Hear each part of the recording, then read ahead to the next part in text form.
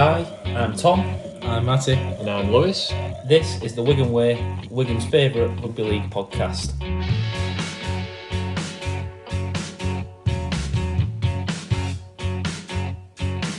He'll put you in his trap, cause he's a union man. He's got it all figured out. He won't care what you think, cause he's a northern man. He's allowed to speak his mind.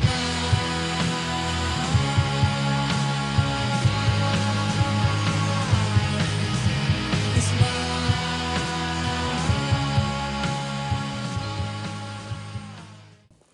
Thank you guys for coming back to listen to this episode of the Wigan Way. A lot to discuss really. The NRL playoffs have got into start. Super League is getting near to the playoffs. We've now lost Wakefield. We've had some unfortunately, good, well, mathematically not, but we have really in spirit. in spirit. We had, I was going to say, we had some games with playoff atmosphere. I would say that were played out in real good conditions. Felt exactly like that, but let me introduce you guys. Matty and Lewis, you're back again. Yeah, Good week. Good week after a good win. How are we all doing? yeah. It's always the best kind of podcast when we're all three together and we're going to have won. Can't beat that, can you? It was a good, difficult place to go, Headingley. So to win emphatically like we did is always a good result. It's massive for me, I think. Just like the manner of the victory. We talked about it. 50 points to nil going to Headingley, and I know it's not the same Leeds team that we've played of the last few years, but to win 50 points to nil, that's immense. Yeah, I mean, I remember going 2012 to Headingley and it being a similar situation where Leeds had quite a few out, and a fella, a Leeds fan, said, "Oh, you going to put 50 on us today?" And I think I remember saying, "No, I don't think so. I think we've a few missing." And we always struggle at Headingley. And he said, "No, we've got a few missing. I think you'll put 50 on us." Anyway, we won 50 points to 8. And that was a massive, massive thing to beat Leeds at Headingley by that many points, put 50 on. We've done it again, and this time we've not conceded any. So it's Leeds' biggest ever defeat at Headingley in Super League. A fella who does Leeds stats actually tweeted that to us and said, "Here's one for you, Wigan Way." It's Leeds' biggest ever home defeat in Super League. 50 points to nil. It's impressive, isn't it? Because Leeds have been our bogey team, haven't they, in recent years? Going back to the last time we played them at home in the normal round of fixtures last season, the semi-final at our place last And season. then the So game at our place. the this game season. at our place this season, where we Even played the against cup game was really tough. The cup game was tough, and we had to fight from behind to win that one. You're right, Matty. So they have been our bogey team of late. So even going into this game, Leeds were injured. We was on good form, but you just knew with the record we have against Leeds not to take it for granted. And fair play to the players and to Matty Pete, because they made sure that they weren't complacent. They were professional, and it was a really good performance. And obviously the scoreline represented that.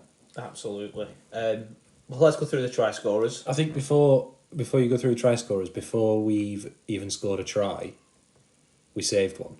Oh, It's hard to remember this, but we spoke about this when we beat Catalan, and Miski saved a try at 4-0. And now we go on to win that game, what was it, 30-odd nil or whatever. Yeah. And it seems insignificant, but it's really not. We had a try saver from Jay Field on about 5 or 6 minutes, I remember. At 0-0. That's massive. So I know the game panned out the way it did, but before we even score, we talk about before we Headingley. even go down, I know Headingley gets excited when they get a try early. They get excited when they get a penalty. Yeah. So when they've got a weakened side and young lads and whatever, if they go 4-0 up and then mine kicks the goal and it erupts again. And it was Sinfield, I think, laying it on as well, so it would have been like, bang, here you go, young half-back, you've set up a try, Martin's kicked the goal, you're 6-0 up. And just think then, if they go downfield and get a penalty and go to 8, that place would have been absolutely mental. So the tackle... It was a kick, batted back, and Field was closest to it. Your start's massive, because your start as you mean to go on. And I know we say that, and we have seen games where a team scored first and then got battered or whatever, but every team, before they leave the sheds, will be talking about getting off to a good start, and how that kind of slows you into the game, maybe gives you the first little swing of momentum, and then it's about how the opposition deals with you having the momentum. Can they hold on? with that. So a good start is massive. So So yeah, we- you are right. It's a very significant. Good try saver from field. Then did we nearly score before Harry Newman's no try? Yeah, I think we nearly went in, didn't we? yeah, we had a good chance early on, but that Harry Newman off, Yeah. I despair. It was a knock on from Leeds in the build up, which seemed obvious to me. I was watching it on my phone at this point. It seemed obvious to me that there would have been a knock on because why the ball would have come free otherwise and in that direction, I don't know. But he picked it up and raced away. I think the only reason the ref let him play on was because he knew he was going to score. It was open field. If he got tackled, do you think he would have brought it back? I don't know. Yeah, I think he would have brought it back. Just playing Although advantage. I do have this conversation a lot sometimes when there's a questionable decision, and you go, oh, has he knocked on or whatever? Why not just take the pedal off, let someone like Field catch you, and then the ref can't let it go back? Because once he starts chasing, can he bring it all the way back? Yeah, it's a good question. I don't know. Make him just give the tackle. I think you've got to score when it's on offer. Yeah, you can't. Yeah. That you're playing. You can't. Yeah, play, you're being too analytical and No, calculative there. If there's a try there and you've got any chance of scoring 4 points, You've got to try and I score. you always take remember the 4 points. It was just, I always remember one at the DW about 5-6 years ago. And it was right in front of us and there was a knock on from a Wigan player. And I can't remember who it was. Picked it up and went. And I just thought, this is going to get brought back. No matter what, it gets brought back. If I remember right, he actually got tackled. And the ref never went back at it and we scored 2 plays later. Yeah. And from that moment, I just always have it in the back of my head. When there's a 50-50 like that, I don't know why. I think it's just something that stuck with me. But Take the tackle. There's no question in my mind if this was not on television, he would have blown for a knock on Yes. straight away because the ref knew it's, it wasn't. it's the way the ball came out. Yeah, It the just ref didn't the look ref right. knew that it was a knock on this one. To give him a At try the, as well. at the Because he same didn't try. point, though, as well, you've got to credit the ref for thinking, actually, I've got the video Yeah. ref, so rather than call it live and get it wrong, let's just play it out, go to the video ref and get the 100% right decision when it goes up to the video ref. Yeah, it's probably a good Going good to- thing for us that Wardle chased him and not Field. Yeah. Going to Harry Newman, the more I watch of him, the more he's bug. First, when he first come on the scene, I thought he was good. Obviously, we know he's good. Very athletic, very explosive. Yes, he has his problems with his injuries, with his Yeah. hamstring, but really good. Tipping into being like an English centre who could, do some damage Absolutely. on the international scene. And the more now I'm seeing of him, I mean, he's made himself look like an idiot, getting up, going big early, giving it the big shush sign, and then Is getting it big bigger than 50 Darryl nil. Alford's? Right, so It Darryl was very Alford. At least he early, scored. Darryl Alford's right had actually scored. Number 1, it was against his old team. Number 2, and they'd been booing him. Number 3, Why did... Harry Newman had none of those three. I don't know why he did it. He hadn't scored. I know we want to get on to like analysing the tries we're going to score, which we will do, but whilst we kind of talk about this Harry Newman incident, he's gone and done the big shush, he's had his problems this season with disciplinary. He was being told by the referee all game he needs to Calm down. stop losing control of his emotions. He had a go at Dupree. He had to go at Dupree. Which He got actually, it. I saw a few Yeah. Leeds fans saying that was stupid because they got the penalty Leeds because And Dupree he- had pushed him. And actually, it looked like a bit of a shirt punch, like in Yeah. hockey, jersey punch, whatever they call it. It could have been reversed that. Yeah. And He's then had after the it game, reversed on him before. The ref would have been well within his rights to reverse that. And we have talked on this podcast before about Harry Newman having decisions reversed because he's been stupid. I just think that he's one of our most talented players in this league. But look at what Sean Wayne's comments were. He's not getting in the England side at the moment. No. He is a natural right centre. We're going to have a discussion later on about our England team.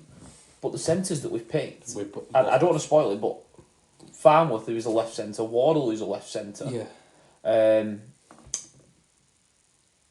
He should be screaming for that right centre spot. And I don't think he's going to get it. No, he won't get it. Wayne he won't pick anybody like that who he can give cheap penalties away and you can't be giving Australians, Tongans, he's No international. Obviously, we're not about the Tonga series coming up, aren't we? But you can't be giving competitive fixtures, international imagine- test fixtures, easy meters, easy yards, penalties, letting him off the hook for stupid But things think like about that. if his head goes in an international game like that, what would the Aussies be saying to him?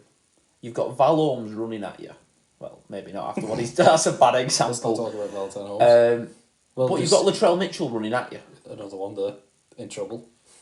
If Australia have got any good centres left that haven't disgraced themselves, Campbell Graham's not going to disgrace himself. Let's pick him.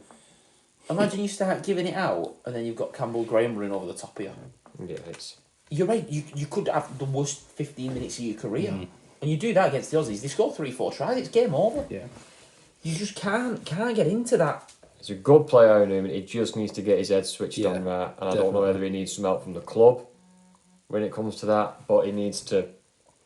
Chev Walker, maybe he's on the staff. He was clearly he was like looking down, after him, wasn't he? trying to calm him down. This game, maybe he's the one. I just don't like seeing it. He's a good player. Keep your head down. Walker was a good player in his position, wasn't he? He was. He was a good centre himself. So Newman's a good player. Keep your head down. Do what you need to do. Have a great career and be talked about as, you know, a Leeds great or whatever it might be. But He's got the ability to be. definitely. let's talk about Wigan then. Go on. Try scorers. Yeah. Enough of them, but we've got to start off Lots of with them. Jake Wardle's hat trick. Jake Wardle. Yeah. How, Are you going to go in order of the tries? Because the first two were put on by Harry Smith. yeah. Boot. Well, it was one of them. Can we go through them all? We don't have enough time to go through them all. Well, Wardle and Field both scored off well-measured kicks from Smith in the first half. Getting some credit, Harry Smith, isn't it? They've been also on social media. He's the best in-play kicker of, you know, with ball out of hand, and a lot of people who aren't Wigan fans are agreeing and saying, yeah, he is. His boot is devastating. When I think about his in-play kicking, I always think about that Challenge Cup quarter final against Warrington. Oh, last 16, against Warrington. Yeah, just kept with 12 men. 5 and 5. No, that was a quarter final. Was it in the quarters? Quarter final. That one, yeah. My mistake. Well, when we had 12 men. Yeah. He put one back kicking on the game, and it was when he tried to. He kicked it a little bit too straight. Yeah. But for 70 minutes, he didn't put a foot wrong, didn't put a boot to ball wrong, and suffocated Warrington. Just 5 and 5 every time. 5 in from touch, 5 out from try line, And pinned them in corner, and even though they had the man advantage, they couldn't do anything with it because they were coming out their own end all the time. You're writing off the first two tackles. That's and it. yeah, then Vaughan gets a bit of momentum and Bullock and whoever, but he just killed that game. Yeah. He managed it so And well with 12 men. if we didn't have a good set, you were trusting his long game. If we were in our own half, he was putting long kicks in and his long kicking game was fantastic in that game, and Ellen Road last year was absolutely fantastic. I think in play kicking, who else is up there? I mean, Mark Sneed, he's up there. Williams in is Super short League. kicking. Yeah, but if I'm talking Williams long, is short, I think Abdul as well. Abdul's good with So big it's ball, interesting that, I mean, I always say left-footed kickers because the ball spins the opposite direction. So are you thinking Harry Smith, Abdul, Mark Sneed are all left-footers, aren't they? Sneed not right. He kicks goals left-footed. Oh yeah, sorry. He might be able to. He might be able to do both. Actually, I'm just Sneed. having a I moment think there. he might be able to do both, but he kicks goals left-footed. Anyway, after those two, we had probably my favourite try. Maybe not Magos, that was incredible, but my favourite try in terms of how good the rugby was when we just put it through the hands and everybody made the right decision from Marshall's try. It's brilliant. And This could have been Wardle getting another, by the way, because it was unselfish. very unselfish. We talk about them the field and French magic where they cut teams open. Yeah. But there is just something so pure and so stunning about a set play like that. A 4-on-3, draw and pass, draw and pass, draw and pass. Make a pass, short runner, man out the back, create the overlap, pick the right man. He finds his winger. It's just so it feels like playing chess almost, that you're just putting the players in the right places. You can't defend this. This was clever movement by Farrell, this. And Field with the double pump, because the defence is scared of Field. Yeah. Field with the double pump, yeah, fine, we talked about that before, but this was really clever from Farrell. If you want to see how to create an overlap, have a look at Liam Farrell in this try. He does it to absolute perfection. If the ball is released a second earlier or a second later, this is not a try from Farrell. The others you could probably get away with. I forgot the order of the tries now. It's well, thrown me, sorry. The next try, after that Marshall one, I'm trying to watch it now. They chucked it about here, and we ended up with French catching the ball. So they chucked it around on their line, Harry Newman with the dodgy offload, and French caught it. Okay, And, can we just talk about that again, though? Throwing the ball around near your own line. Throwing the ball around, you're already losing. The score's 24, is it? 16 it was at Or this 16 point. at this point. We have talked about this before, but yeah, chucking the ball back on your own Why? line is just... Why? Just I get... think we've talked about this before. I think it's because with Leeds under Owen Smith, you don't... Maybe this is part of the game plan that they're unpredictable, so you can't really prep for them. But you don't really know what you're getting. There's no kind of structure. There's no way that... You know Wigan, like in this game, we backed ourselves, we were drives, we were kicking early in the tackle count, and back in our defence. You know that's how we're going to play. They're going to be tough, they're going to take them out. You know Saints are going to have the outside backs making yards, and then when they're fit, you know, the forwards, the Walmsleys, the Knowles, then you know, Making the big Ignatius moves on Percy on the back. You know they're going to play. Leeds, I don't even think they know what they're doing half the time. There's no argument. I know they didn't have any, you know. I know Jack Sinfield is an half-back, but Yeah. he's 18. Like, They've there's... let Austin go. Yeah, it's their own fault. If you want to play off the cuff, you've probably got one of the best half-backs in the league to play off the cuff in Blake Absolutely. Austin. Absolutely. To complement him, you've got Aidan Caesar, who is an organiser and a kicker. And as well, they're experienced players in here. They've got an experienced coaching team. If you know you're missing half-backs, you go out there and you say, right, we keep it simple today. Lads. Yes, exactly. Yeah. That's what you say. You don't go, right, okay, stuff it, let's just do hot potato. Let's just fight with Wigan. Let's just be hard to beat. But they weren't... Make Wigan feel like they've been in a fight. Yeah, if you lose but you play it tough, then you know you can take that. But it's just looking for cheat. You just talk about cheating the game, don't you? It is cheating the game. You're not prepared to go and do the hard stuff, take drives, make yards. Well, it led to... There was kind of a try saver. I don't know who knocked the ball down, but somebody knocked the ball down with a try saver when Miskey was looking like he was going to score. Yep. And we scored direct off the scrum, which is something that we did for a while last year when those new scrums kind of came in. And we've not done for a while, but we scored direct from a scrum where we just put 4 on 3, and we ended up with 3 on 3, but with just Field running at the defence. And I think sometimes with those scrum plays, Field passes it because he thinks he's meant to pass it. And so there's been a few times where Field's passed it and we've been thrown in touch, or he's passed it, it's gone behind somebody. Whereas sometimes I think you feel you're faster than everybody else, just run in. This one, however, he passed it and it was a good decision. We double pumped to Warner, who just crashed over. Well, this was a conversation that I was listening to on another podcast. I was listening to the Matty Johns podcast today going to work, and they were talking about full-backs and half-backs, and some are a bit pass-centric and some can be more runners. With Field, I want him to run. Every time I want his first thing to be, I'm going to run at you. If he puts his foot down on that try, he probably scores. How many times this year have you thought he could just go himself and score? But he passes because he thinks he's meant to pass. That's why I think, especially early on, I always think I want him to run. Run a few times first. But yeah. I get it why he's passing. Get people scared. And obviously, it was a perfect pass and we scored. But sometimes I think he could have run himself and scored there. He developed his game for do both, hasn't he? Yeah. There's a reason Miskey scored a lot of tries, and it's French and Field hitting him on cut-out balls. Either French doing it or Field coming round the back, looping out, missing the centre. I think they've both kind of overcorrected and gone a bit to the pass. I think there's a healthy balance, which is just a little bit more running from them both. Yeah. I think just sometimes you've got to pick your moments for passing and pick your moments for running. But I feel like we're being really critical. No, it is a real nitpick, that, and it's really uber critical because he's just laid on a try. But between them, they've laid on, 45, 50 tries? But they have both been fantastic at it, and I hope it continues. It's ridiculous, that, isn't it?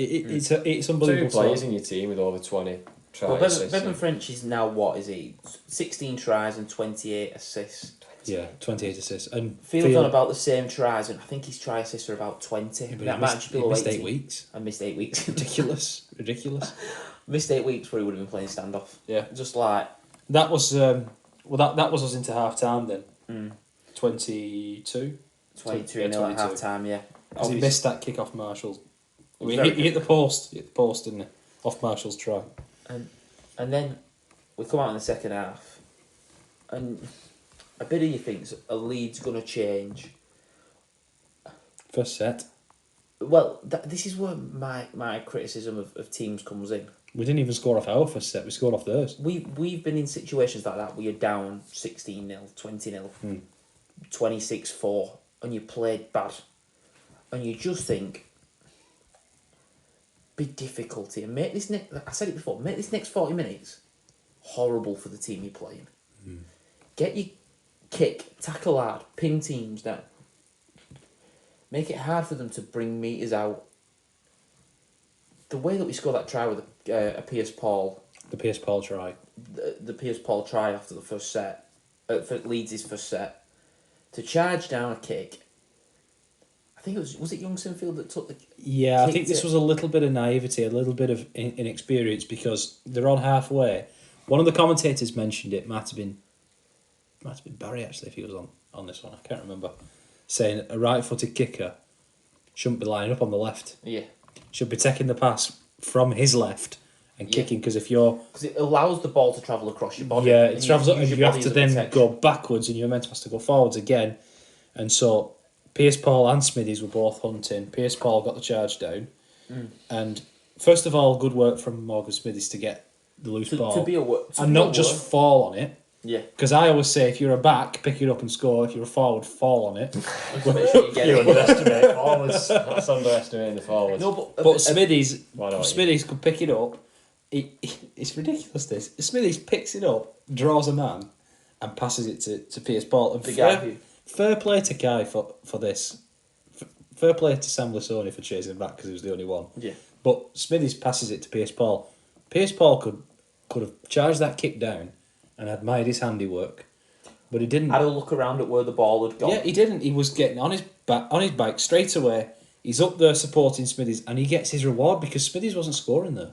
No, Smithies wasn't scoring. There was too many defenders coming back. And if Smithies takes the tackle, none of us are critical of them. No, we'd done well. Like I said, fall on it. Exactly. So the fact that you just put that 1% in. They've both done. They've both got reward for their efforts there. Something that, I said it the other week, the things that you don't get praised for, but they matter.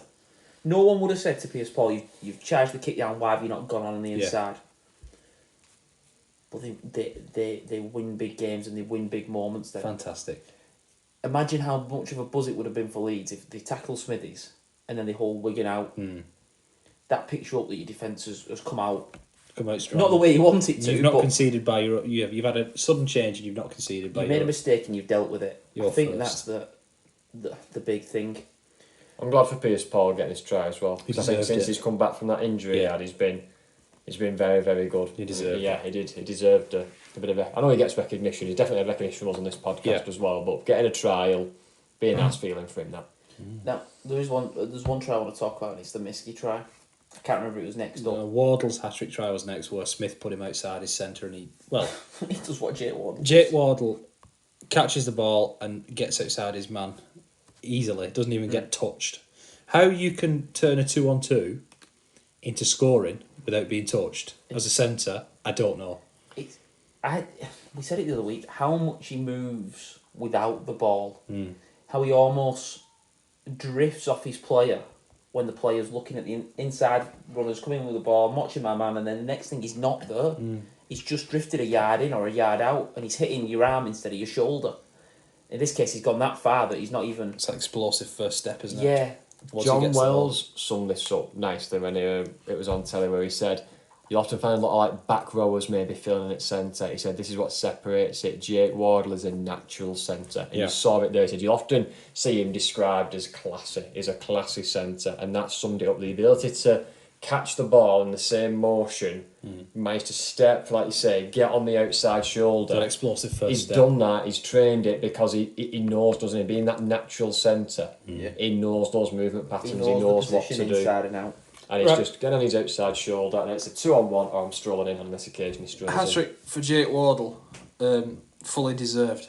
Definitely. Fully deserved, and it's been coming because he's been playing really, really high level rugby for months, probably all season actually, if we're being honest.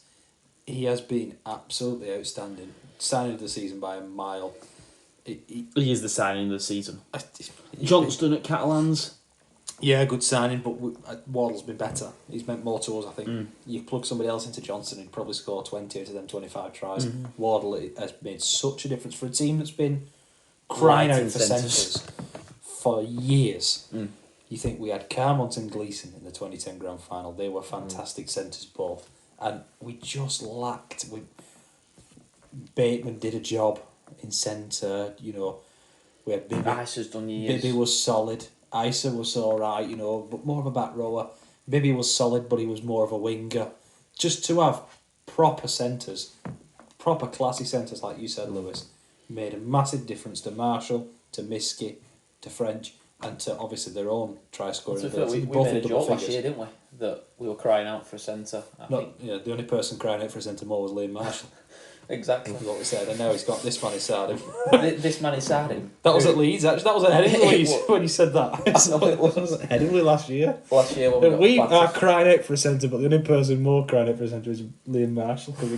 I think Isa had just took a ball in when Marshall was open on his outside. Oh, that was the worst day of my life. Yeah, I know. Anyway, Miskey try was next, Tom. So Yeah. Miskey scoring a nice try. We've seen it in different forms, this similar movement. We saw it a couple of weeks ago at Catalans with Miskey coming on the inside, almost lining up behind King. This time it's the second rower and the centre that drift out wide, just opening. I think it's December who's still at second row at that point. Yeah, it was. So first of all, brilliant ball from Brad O'Neill to get it to French. At pace. At pace, when he's so close to the line. French dances across with a bit of a nice show and goal dummy. But again... But you've got Nsemba going left, you've got King going wide, and you've got Miskey back on the double drop-off. For me, French just straightens up enough to bring his defender in. You've got Nsemba flying on the inside, King drifting out, and you're just basically saying, follow me. And what's the defensive winger meant to do there? Run behind his own centre. Good. This is just genius, this try. Absolute genius. Lewis talks about it all the time. Bodies in motion. Yeah.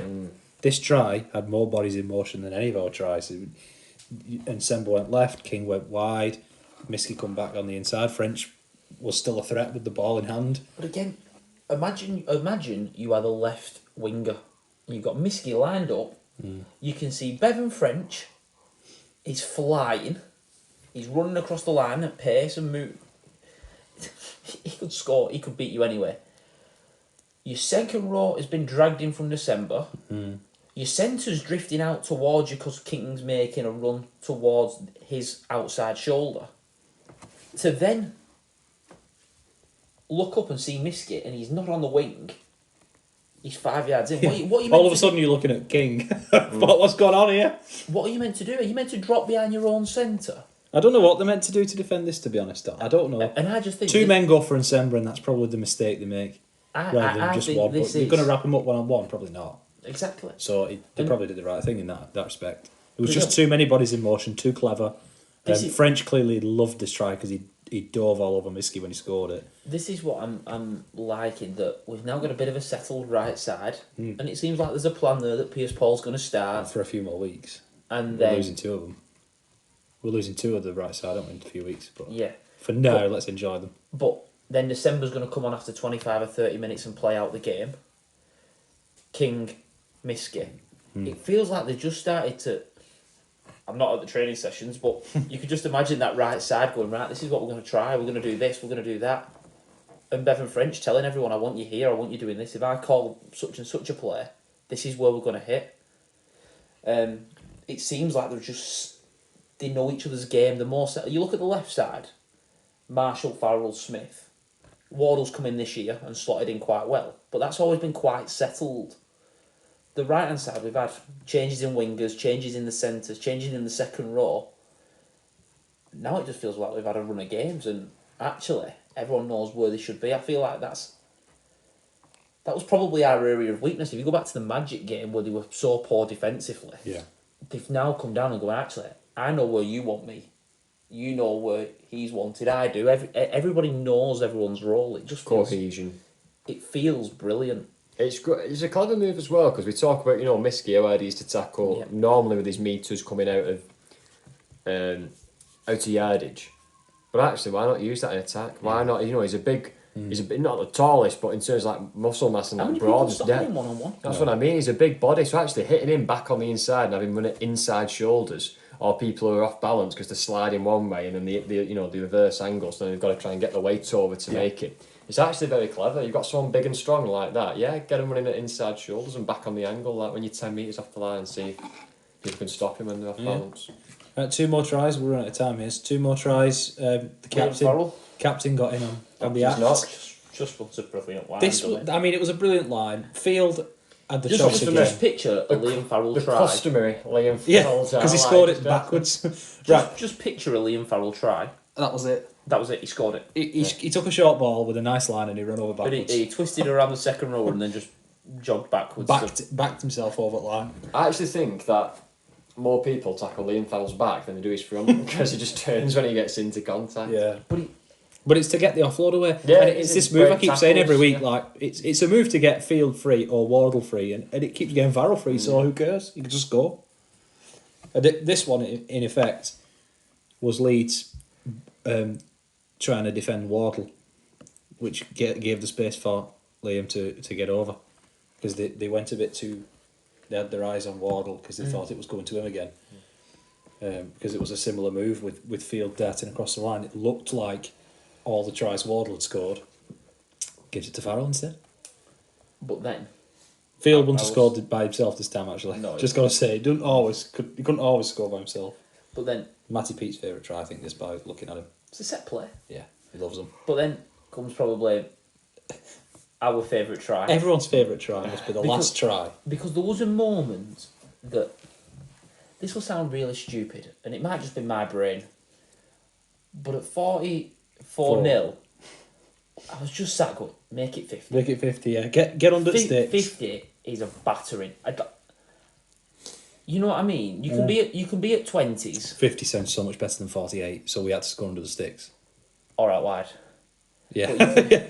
But you can be at 20s and then make a couple of mistakes, try a few things, and you end up losing 42-0. To get 50 put on you at home, it just sounds massive. I don't know why.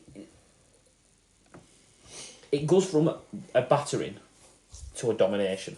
It was also the world's biggest half-back pair in this. Yes. With Mago and Nsemba combining down the right edge to score.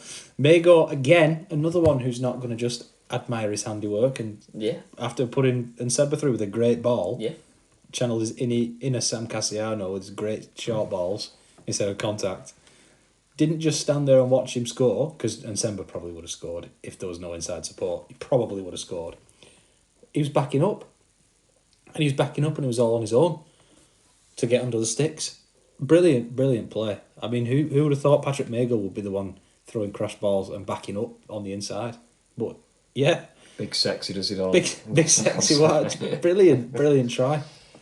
No, it was a good one, like you say, it was a good one to cap off. And it's nice, again, I know I've said this before, but I like seeing forwards with hands. Yeah. You know, going against that line, you know, James Graham probably the best we've seen at doing it. Probably in the time I've been watching for rugby. A prop, I would say. You know, O'Loughlin had a great as a prop. O'Loughlin had a back great row. O'Loughlin was the best, and Gareth Ellis, guys like that. You know, but after that, for a prop forwards hitting the line with a nice set of hands, either giving a crash short ball and a block play, or out the back to then a half back, just adding something into the attacking line.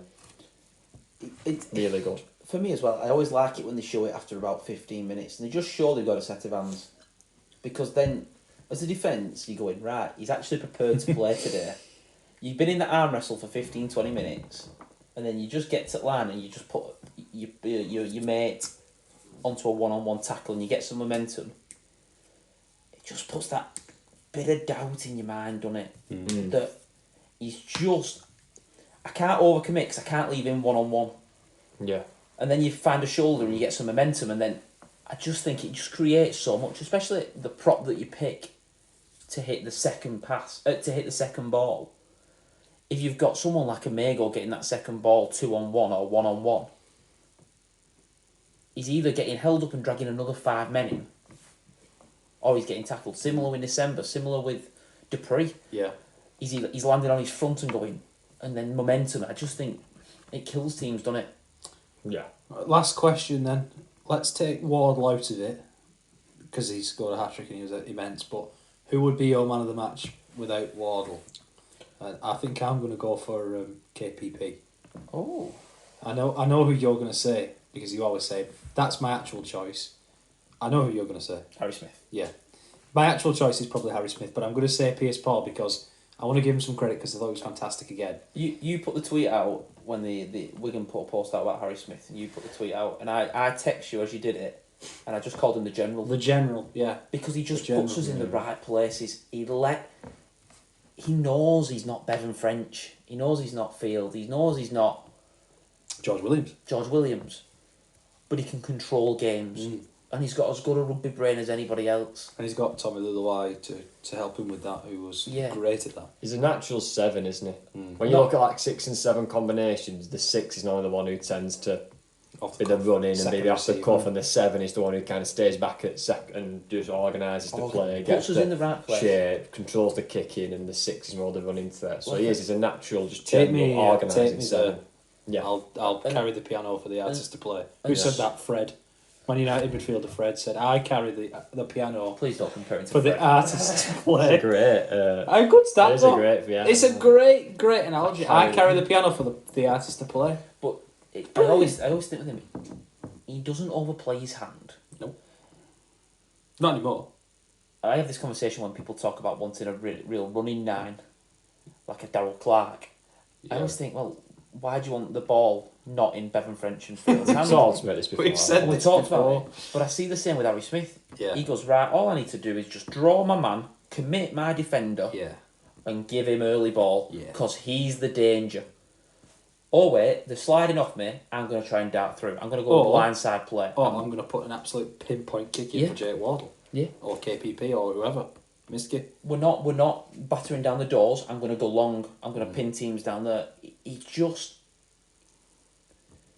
I don't think he puts the wrong kick in. He very rarely makes the wrong decision. If you've got Jay Field and Bevan French in your team, the perfect foil is Harry Smith. I wouldn't pick any halfback in the league to partner those two before Harry Smith, I don't think. I wouldn't. No. Maybe Johnny Lomax, but he does something slightly different. I think if you just want an absolute general, the best one in the league now, and hopefully the best one for the next 5 years, is Harry Smith. Yeah. Right. There is a bit of Wigan news that followed this game. Well, you want to... Yeah, okay. You want to do it now? Absolutely brilliant news. Started off with head coach Matty Peake getting a 4-year deal. Yeah. I really don't think there's much to say other than Thoroughly deserved. It's just the right decision. Yeah. Congratulations to Matty. It is just the right decision. Yeah, it is the right decision. Correct decision. There was a few wobbles in people, weren't there, after the Wakefield loss and I think Leeds at home. Leeds at home and whatever.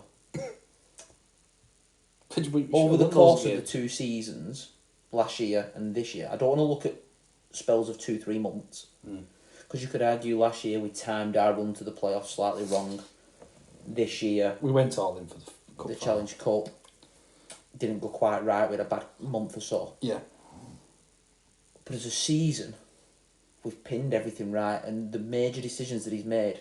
People were criticising Bevan French at 6 and Field at full back. Yep. And he trusted his gut, and we're seeing the benefit of it now. Yep. He doesn't make many bad choices, in my opinion. And he's the right man, isn't he? He is, and when he has made bad choices, I think, the Hull FC game away when December come on for like 7 minutes and he come out and just said, yeah, it was a... he's always spoken really well, I think. He's always honest, he always lets you know. But Liam Byrne injury was another example where he just opened up and just said, he's been playing, he's been busted, he's playing with painkilling. But injections, he lets you know he goes on. We That's appreciate it. he's been going through hell, and we're going to back him now. When he first got the job, he was saying, my job as head coach to make sure every player knows that they have to improve and they should always be looking to improve and never. And everything he said, I just went like, he's saying all the right. And even after games, like when we have been beat and I've been frustrated, he's never been rattled. I've listened to his post-match press conference and I've just gone, we'll be all right. He's also never rattled. Another string to his bow is his excellent relationship with the community game. Yeah, that's obviously where he cut his teeth. He played his whole career in the community game, and he started his coaching career there. Do you know what the best thing is about him? This is the biggest compliment he can have. Obviously, we know a couple of people who support other teams who say, forget just them, it's all over Twitter.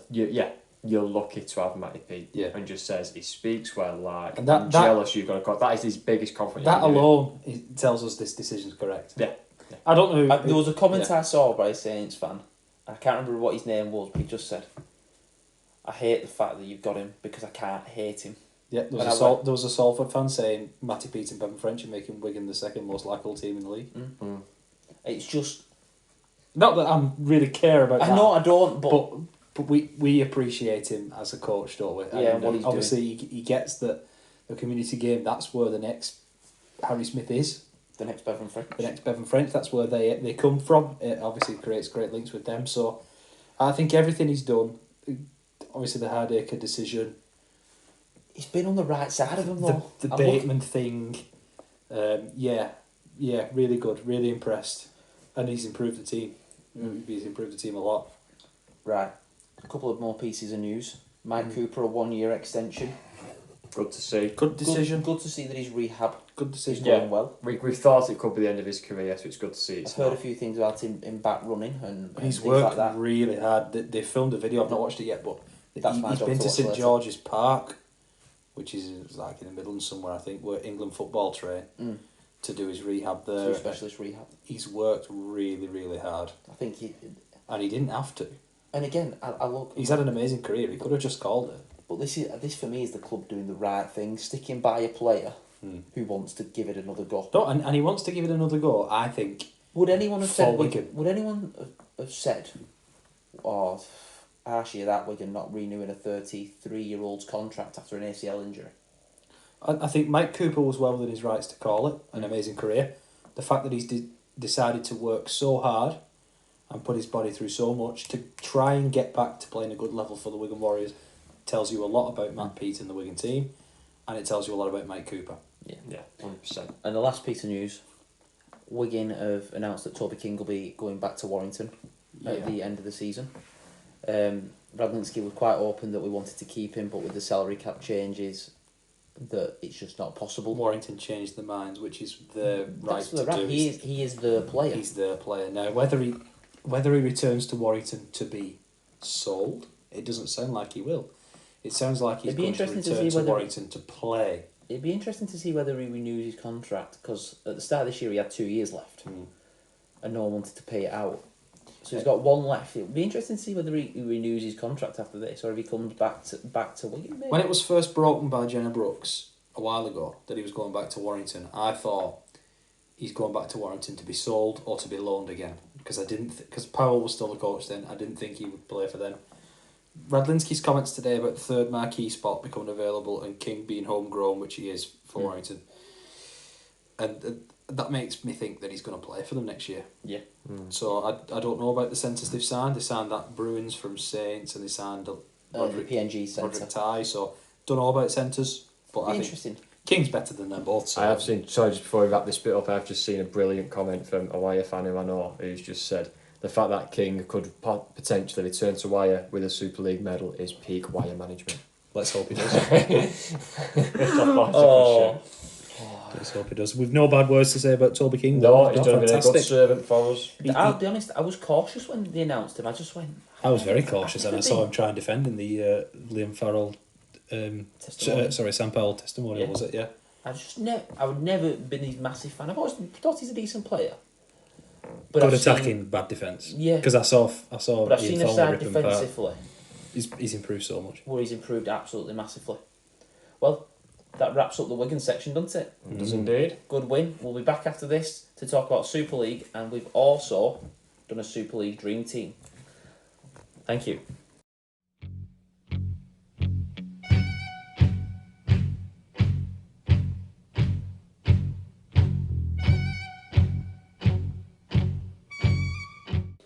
So lads, we're going to have a look at the Super League. Seems to have just opened the table up again this round a little bit. Yeah, we've been saying for a few weeks how close the table is and how many teams are still fighting, and this week knocked about 5 of them out. Yeah. So there's 5 teams now that aren't really playing for anything that were last week. Well, But we'll talk about it. Can we just start with Wakefield and Catalan? Yeah, Yeah. This, for me, throws Wakey out. Mathematically, they can still win. they need a huge points Yeah, difference. I think. I can't. The problem is I can't see Cass winning another game, No, but, yeah. but I can't see See Wakey Wakey winning winning 2 another Like, games. you've got to win both by by 30 points yeah. more, and they've got to play Lee. The and Hull KR. writing is on the wall for Wakefield. I'm going to say it, they're down, they're done. Yeah, the writing's Yeah, on the and wall. we've said a few times that's it. Wakefield are down, and they've come back. But this one, I think, is too late. It's too late. They've not got 4 points in them. in Back-to-back games. back-to-back games. I think they did win 2 games in a row at home When they beat us. when they beat us and they beat Leeds. But I don't think they'll do that again. If they were to survive from here, that is the greatest survival story of any sport ever. Yeah, It's just not going to happen. it's not going. Catalan's winning 18 points to 10. Yeah, they were 18-0 up. With some nice tries, really. Sam put a nice try on for Tom Johnston. Yeah. Adam Kieran scored Yeah. on the right-hand side, which is good. That's And going to 3 be... conversions from 3. Yeah, so that's good. Kieran's probably going to play that right-hand side for us because I don't want to split up that Wardle-Marshall partnership. So Do you think it's do you good think that he's this playing. puts we obviously doubted about Catalans the last couple of weeks and the results to us and Hull KR. I don't think this answers as many questions as I thought. No, it doesn't for me either because they scored 2 tries off kicks from Sam, 1 for each winger, and the only other way they could break Wakefield down was the inside ball where Kieran came back on the inside. That's the only 3 tries you've scored. 2 of them are from kicks, and then you didn't even score against 12 men. I think the most important thing for Catalan here was to get back to winning ways, but there's a big 2 weeks before the playoffs come for Catalan. Yeah. This 2 weeks I think is massive for him to actually get some good performances, good wins. They need 2 good performances. Two good performances, 2 good wins, and then they can kind of take confidence in the fact of the back where they were before. I don't we think went a win. to third place. I don't think a win solves them anything this year. No, it's Week. It's the manner. They have to win. It's the win. manner of the win that they need. And the performance, yeah, I would agree. So a big 2 weeks going for Catalan. I think, the writing's on the wall for it. Interestingly, just to go back onto Adam Kieran, the try he scored was playing right centre. Then, in the second half, he missed a tackle on Tanganoa. And then, he threw an intercept to Lee Kershaw. Both as standoff. Defending on the left. Well, obviously they might have moved May. I don't know what they did because they've been messing about with making carrying it back on the bench and making changes at half time. They did that against us, didn't they? Where they just reshuffled the whole spine. Put May to centre, Sam to 6. Yeah, so this game, Kieran went to 6. I don't know. I wouldn't do that personally. I wouldn't reshuffle my spine halfway through the game unless there was an injury. Maybe there was an injury. I don't know. I didn't hear of an injury, but I didn't hear anything. I don't know why they did that. Don't mess about with your spine. No, 1, 6, 7, 9. Obviously, you might have been like I'm running down the bench or one. Fair enough, but I don't think 1, 6, 7. No. Don't be messing about with them. Pearce. We're talking about Pearce. Retiring. Big turnover for Catalan. They're losing May, Pearce, Tompkins, Kieran, Chan. Obviously, although he won't be such a big miss because he's not played as many games as the others. Takio. Who's going to Takiaho's going. Gudemond? Takiaho's already gone. Matt Whitley's going. Matt Whitley's going. Is it Gudemond who's leaving?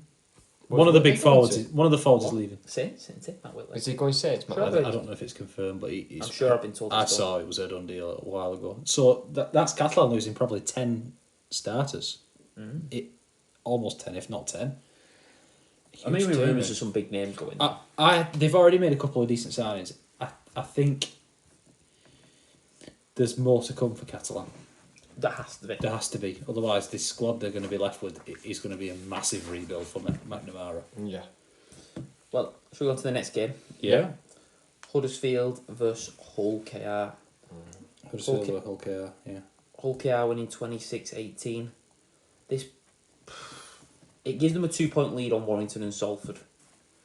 They needed this race one. for the top 6. It gets them away from that. But They needed this one. They've got to play Salford next week, and that could drag them right back into it. If they win next week, they guarantee top 6 for me. Yeah. What's our opinions on? Well, there's another celebrating too early.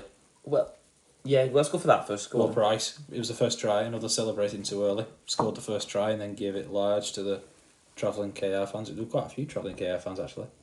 I think they know they need the support and the backing now, coming into the playoffs. But what I did want to talk about was Hull KR fans saying that that they have sent a NRL a halfback to the NRL because Brad Schneider's been announced at Panthers. There were some of them saying who else was sent a half back to the reigning premiers. He came mid-season. He's played no more than 10 games. You haven't created him. You've not sent Mikey Lewis to Panthers. No, he came having already signed with the Panthers, I think.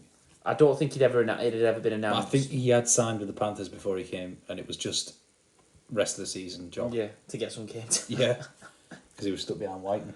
It's weird. He's not going over there to start for the Panthers either. No. Let's get that clear. Luai and Cleary. He's not going there to replace Luai or Cleary. He's In going reality, there to replace They lost Burton, who was a backup. They've lost Jack Cog. Jack Cog's leaving, isn't he? Yeah, Jack Cogg's leaving. But who's the guy that went to the Dolphins? Jeremy Salmon. Salmon, yeah. Salmon. So they've lost probably the 3 backups. Yeah. They're getting a backup halfback. Why is this a story? I just can't believe I was reading it. They're getting a backup halfback from Canberra, basically. Yeah, they've not got him from Hull KR. But Will Price celebrated too soon. Now, It was a good try. this was the big game on Friday. Saints Lee. Yeah. Saints winning 22 points to 12. This was such a good game. It was. 6-6 at half Playoff time. intensity, I this one, loved wasn't it? watching this one. Well, you said that before, that there was a lot of games at playoff intensity. This was... Do you think this just puts a bit of doubt in Lee?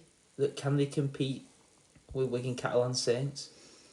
I don't think doubt. I think they competed for a good... But can they compete for 80 minutes? They were about To be fair, I thought there was a bit unlucky, and Lamb said this, and I think he was right. And I think the final try, or the second to last one that Saints scored, there did seem to be a bit of a knock-on in the build-up.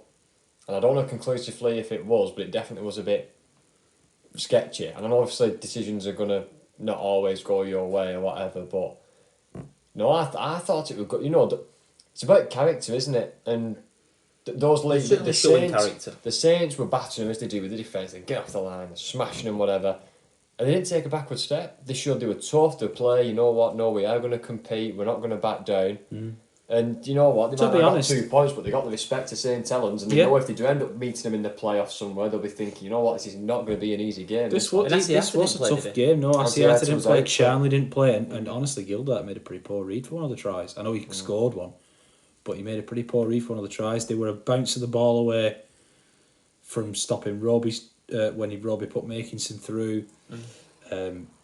You know, the last try was a bit questionable. There were a couple of 50-50s and a bounce of the ball away from winning. I have got one issue with that Makinson try. Why does O'Brien not grab Makinson and bring him to the floor? Because O'Brien falls off the tackle and he lets Makinson get up, who then receives the ball back on the inside off Batchelor, is it? I think it goes to... Oh, it's where they said the tackle wasn't complete. No. So when you make the break on the right hand side with Makinson, they pass inside to Robbie, you're thinking of the first Makinson try. The first Makinson try. We were thinking of the second one. Sorry, where it was off the kick. Yeah. And Robbie put him through. Yeah. My mistake. That was the second one. It was good play by Robbie, that. But he passes back on the inside to Robbie.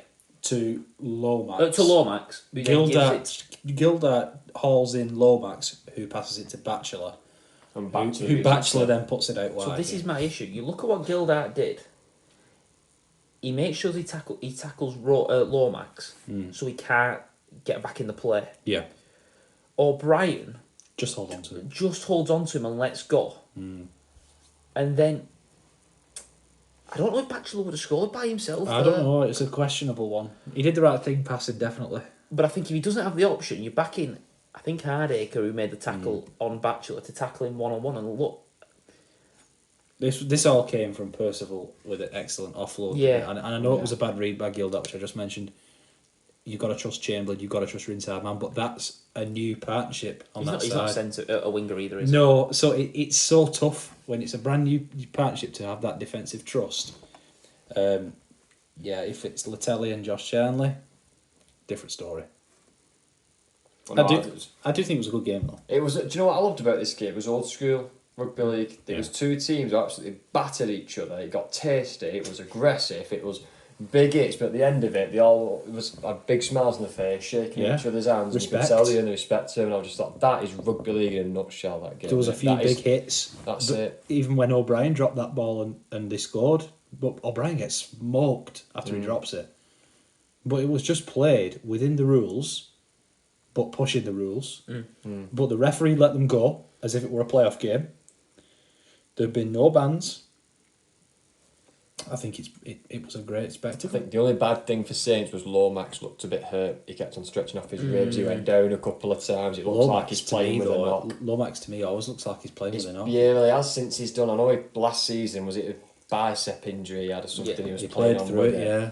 So, and then I think it was his ribs this time. He was always like on the floor stretching and. Think about the player he could be if he was fully fit. I know he's not going to be. Still doing a cracking job, don't get me wrong, but I think Saints fans, obviously, with the game towards the playoffs, we know the half-back area is somewhere where they're light. They've had injuries there before. It would mean moving Wellesby to 6. Wales, there's no Lussick who can move to 9 if Roby has to move or whatever. So I think they'll maybe Mbai could play though. Not 80 minutes at 9. Mbai could play at 6, couldn't it? Mbai could play at 6. possibly that's a new then half-back. Mbai could play at 6. I think it might Saints fans be worried. They'll be thinking, please just. Oh, they need fit and Lomax. get the, They need Lomax for sure. Right, a game that I don't. Did any of us back this result? For Cass to beat I don't Hull think FC. so. I don't think any of we us all backed that. Hull, I think. and 29-12. Yeah. It ended up being a big win, really. It's good, and do you know what? They got battered last week, didn't they? Was it? They conceded 60.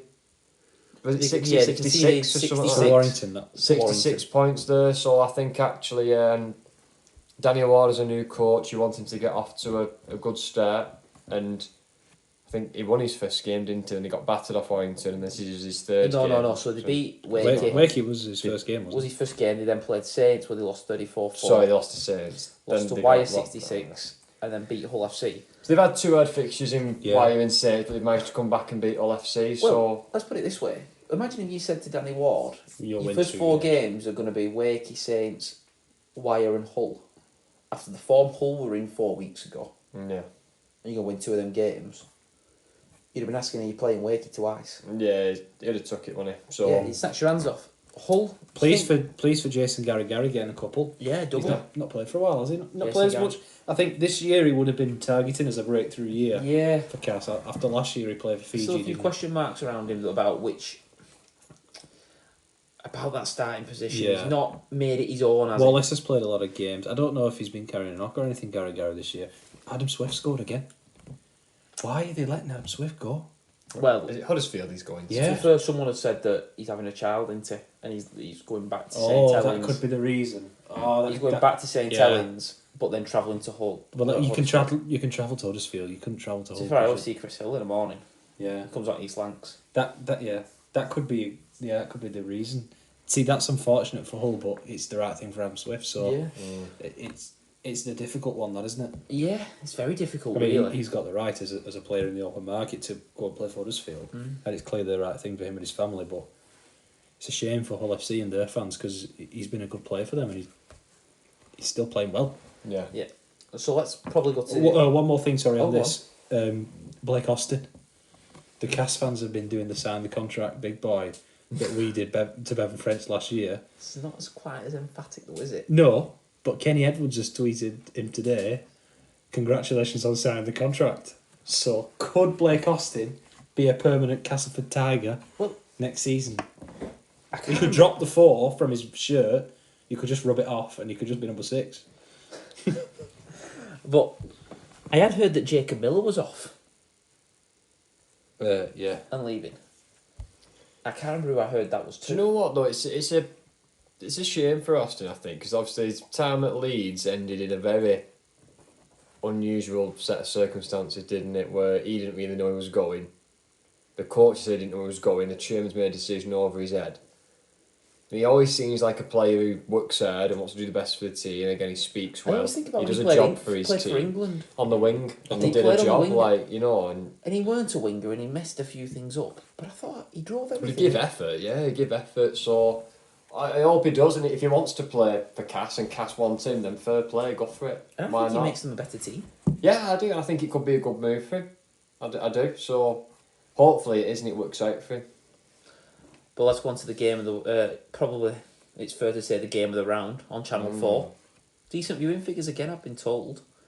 But 24 points to 20. A lot of people liking the coverage on Channel 4. Just really saying, a couple of people have been really positive with the feedback about the coverage on Channel 4. Wilson and Kyle Amor are a good partnership, I think. Amor, for what he is, which is a prop owner, he just retired from the game, he's excellent in that role. I think he is, I think he's really good. And Wilson, obviously, is a good play-by-play commentator. You know, he does his job, but he does it well, which actually goes a long way in the rugby league world, because we haven't got amazing play-by-play guys in this country that know everybody's name and recognise the players and get excited when you're meant to get excited and let the game speak for itself when you're meant to let the game speak for itself. He also, I think, defers to Amor quite well. Yeah, he does. Yeah, he listens to Amor quite a lot, and Amor obviously knows a lot about the game. It's interesting though, because they don't have a lot of games on Channel 4. No. That it's the freshness. John Wilkin, when he was on the BBC, I used to like listening to him. I feel like when you get the same people on every week... Wilkin's gone a bit too Mark Goldbridge, bit too... opinion sensationalist, hasn't he? He's gone a bit too far. When you're on every week, 3 times a week, it becomes a lot. And you have to start coming up with bigger and bigger things. Yeah, I suppose. Well, at least if you look at the football, I know... But Matt Wilson's always going to be knowledgeable about the players and excited when he's meant to be, because he's a proper commentator. Yeah. He's not going to be seeing a golden point winning try and just talking as if he was tackled reading somebody the lunch menu, you know. That's true, I forgot about that. But like we are now, that's how we talked when Farrell scored that winner. So this game, it's a breath of fresh air, isn't it? And it seems like it's carrying on next year. I'd love it to be one around. It was only 10 or 11 this year, which is not enough. You know what I don't want, and this will sound counterintuitive, I don't want to suddenly shove 60 games on Channel 4. No, one a week. Saturday lunchtime every week. And flood the market. I get that it's on terrestrial TV, but it's got very good times and it's doing well. Let it grow naturally. Just do that Saturday afternoon. Don't rush it for me. Or Saturday lunchtime. So Saturday afternoon when the football's on, Saturday lunchtime when it's not. I reckon that's the way. I do. I don't want to overgo. No, I don't. I just want one a week on that. And I think Saturday afternoon games are good as well. Adrian Lamb said this when he was on Channel 4 when Leeds played Catalan after the Challenge Cup final, and he said, you know what, it's really good. He said it's a Saturday afternoon, it's the weekend, the sun's shining, it's 1 o'clock in the afternoon, it's a good time, people have been out a bit before it, maybe had a couple of drinks before they've gone to the game, people might be in the pub watching the game, you can't get there. After. You can go for a couple of drinks after it if you go to the stadium, or you've still got your evening, your Saturday night to do whatever you want to do this Saturday night. I think actually Saturday afternoons are just a really good time to have them. And obviously you guys play cricket, for example, in the summer, so that could sometimes be a hindrance for you guys. But for people who don't, people who don't and are just like wanting something to do on a Saturday afternoon before the football starts at 5 to watch that or whatever it might be, it's a brilliant time, I think. But should we get on to this game then? The game itself, because fantastic game. After Hull KR had won, this was a massive game for Salford. If they lose to Warrington, they're on 24 points and Warrington and Hull KR are on 28 with 2 games left. I think that's why I backed Salford. It probably puts them out of the race. This now keeps them and Warrington level. I think Warrington is still in on points difference. If I was to have a quick look at the table, they're still in on points difference. But are they level, those two teams? Level on points. Level on points. Wire have got a far superior points difference by 80. But Hull KR are 2 points ahead of Salford. Warrington have got to play Saints next. Yeah. But Salford play Hull KR. Yeah. Who are ahead by 2 points, but only a points difference of 35. If they could get a win and admit by 10 to 15 points, it comes down to the last day who can win by more. And Salford are playing Catalans who may rest players before the playoffs because they'll be guaranteed a certain spot potentially. Hull KR are going to Wakey. Wakey don't want to finish the season on a big guy. No, I think it's going to be a straight shootout between Salford and Warrington, because I think Hull KR are going to win that last game. But what if Salford beat? If Salford beat Hull KR, convincingly. Yeah, I think they can beat Hull KR, but I don't think they can beat them convincingly. But by convincingly, we're talking only 2 or 3 tries. They only need a 30-point swing. I don't think Hull KR are going to let that happen. I think if they lose, they'll lose close. I think it'll be interesting. We'll talk about that game more. This one was fantastic. some brilliant moments. Ben Halliwell for Salford has really stepped up. There was Yeah, no yes. Callum Watkins. I know you're a big fan of Callum Watkins. There was no Callum Watkins in this game, and he stepped up. Ben Halliwell, he filled that void. Scored a great try. Did loads of good meters as well. Yeah, fantastic. Yeah, I thought Salford did well because I know they've struggled, haven't they, with a couple of their most recent results. They've probably in a bit of a bad run of form. I know there was at our place not so long back and we turned them over quite convincingly. So they did well there to come against the Wire, who's had a couple of winners, trying to build back up now going into the playoffs. So to get the Brody win. Croft as well. He Double. not scored since April. Yeah. What a Yeah, time to double. get 2 tries. Really important tries. In fact, we'll talk about the other halfback, George Williams. Again, they tried to make it 18-18. That was a good try. That Brilliant try that was from a George. really good try. I mean, he was finishing off but that was good work by everybody else. George started then- it and finished it. Sneed obviously kicks the penalty to make it 20 points to 20. Yeah. Singleton thought he chucked away the chance with a minute to go. Oh, When they he were get- in perfect position for a drop goal. And then If anything, a bit too close. And I almost get why he was pushing, because they're trying to slow the tackle down Yeah. so they can get set.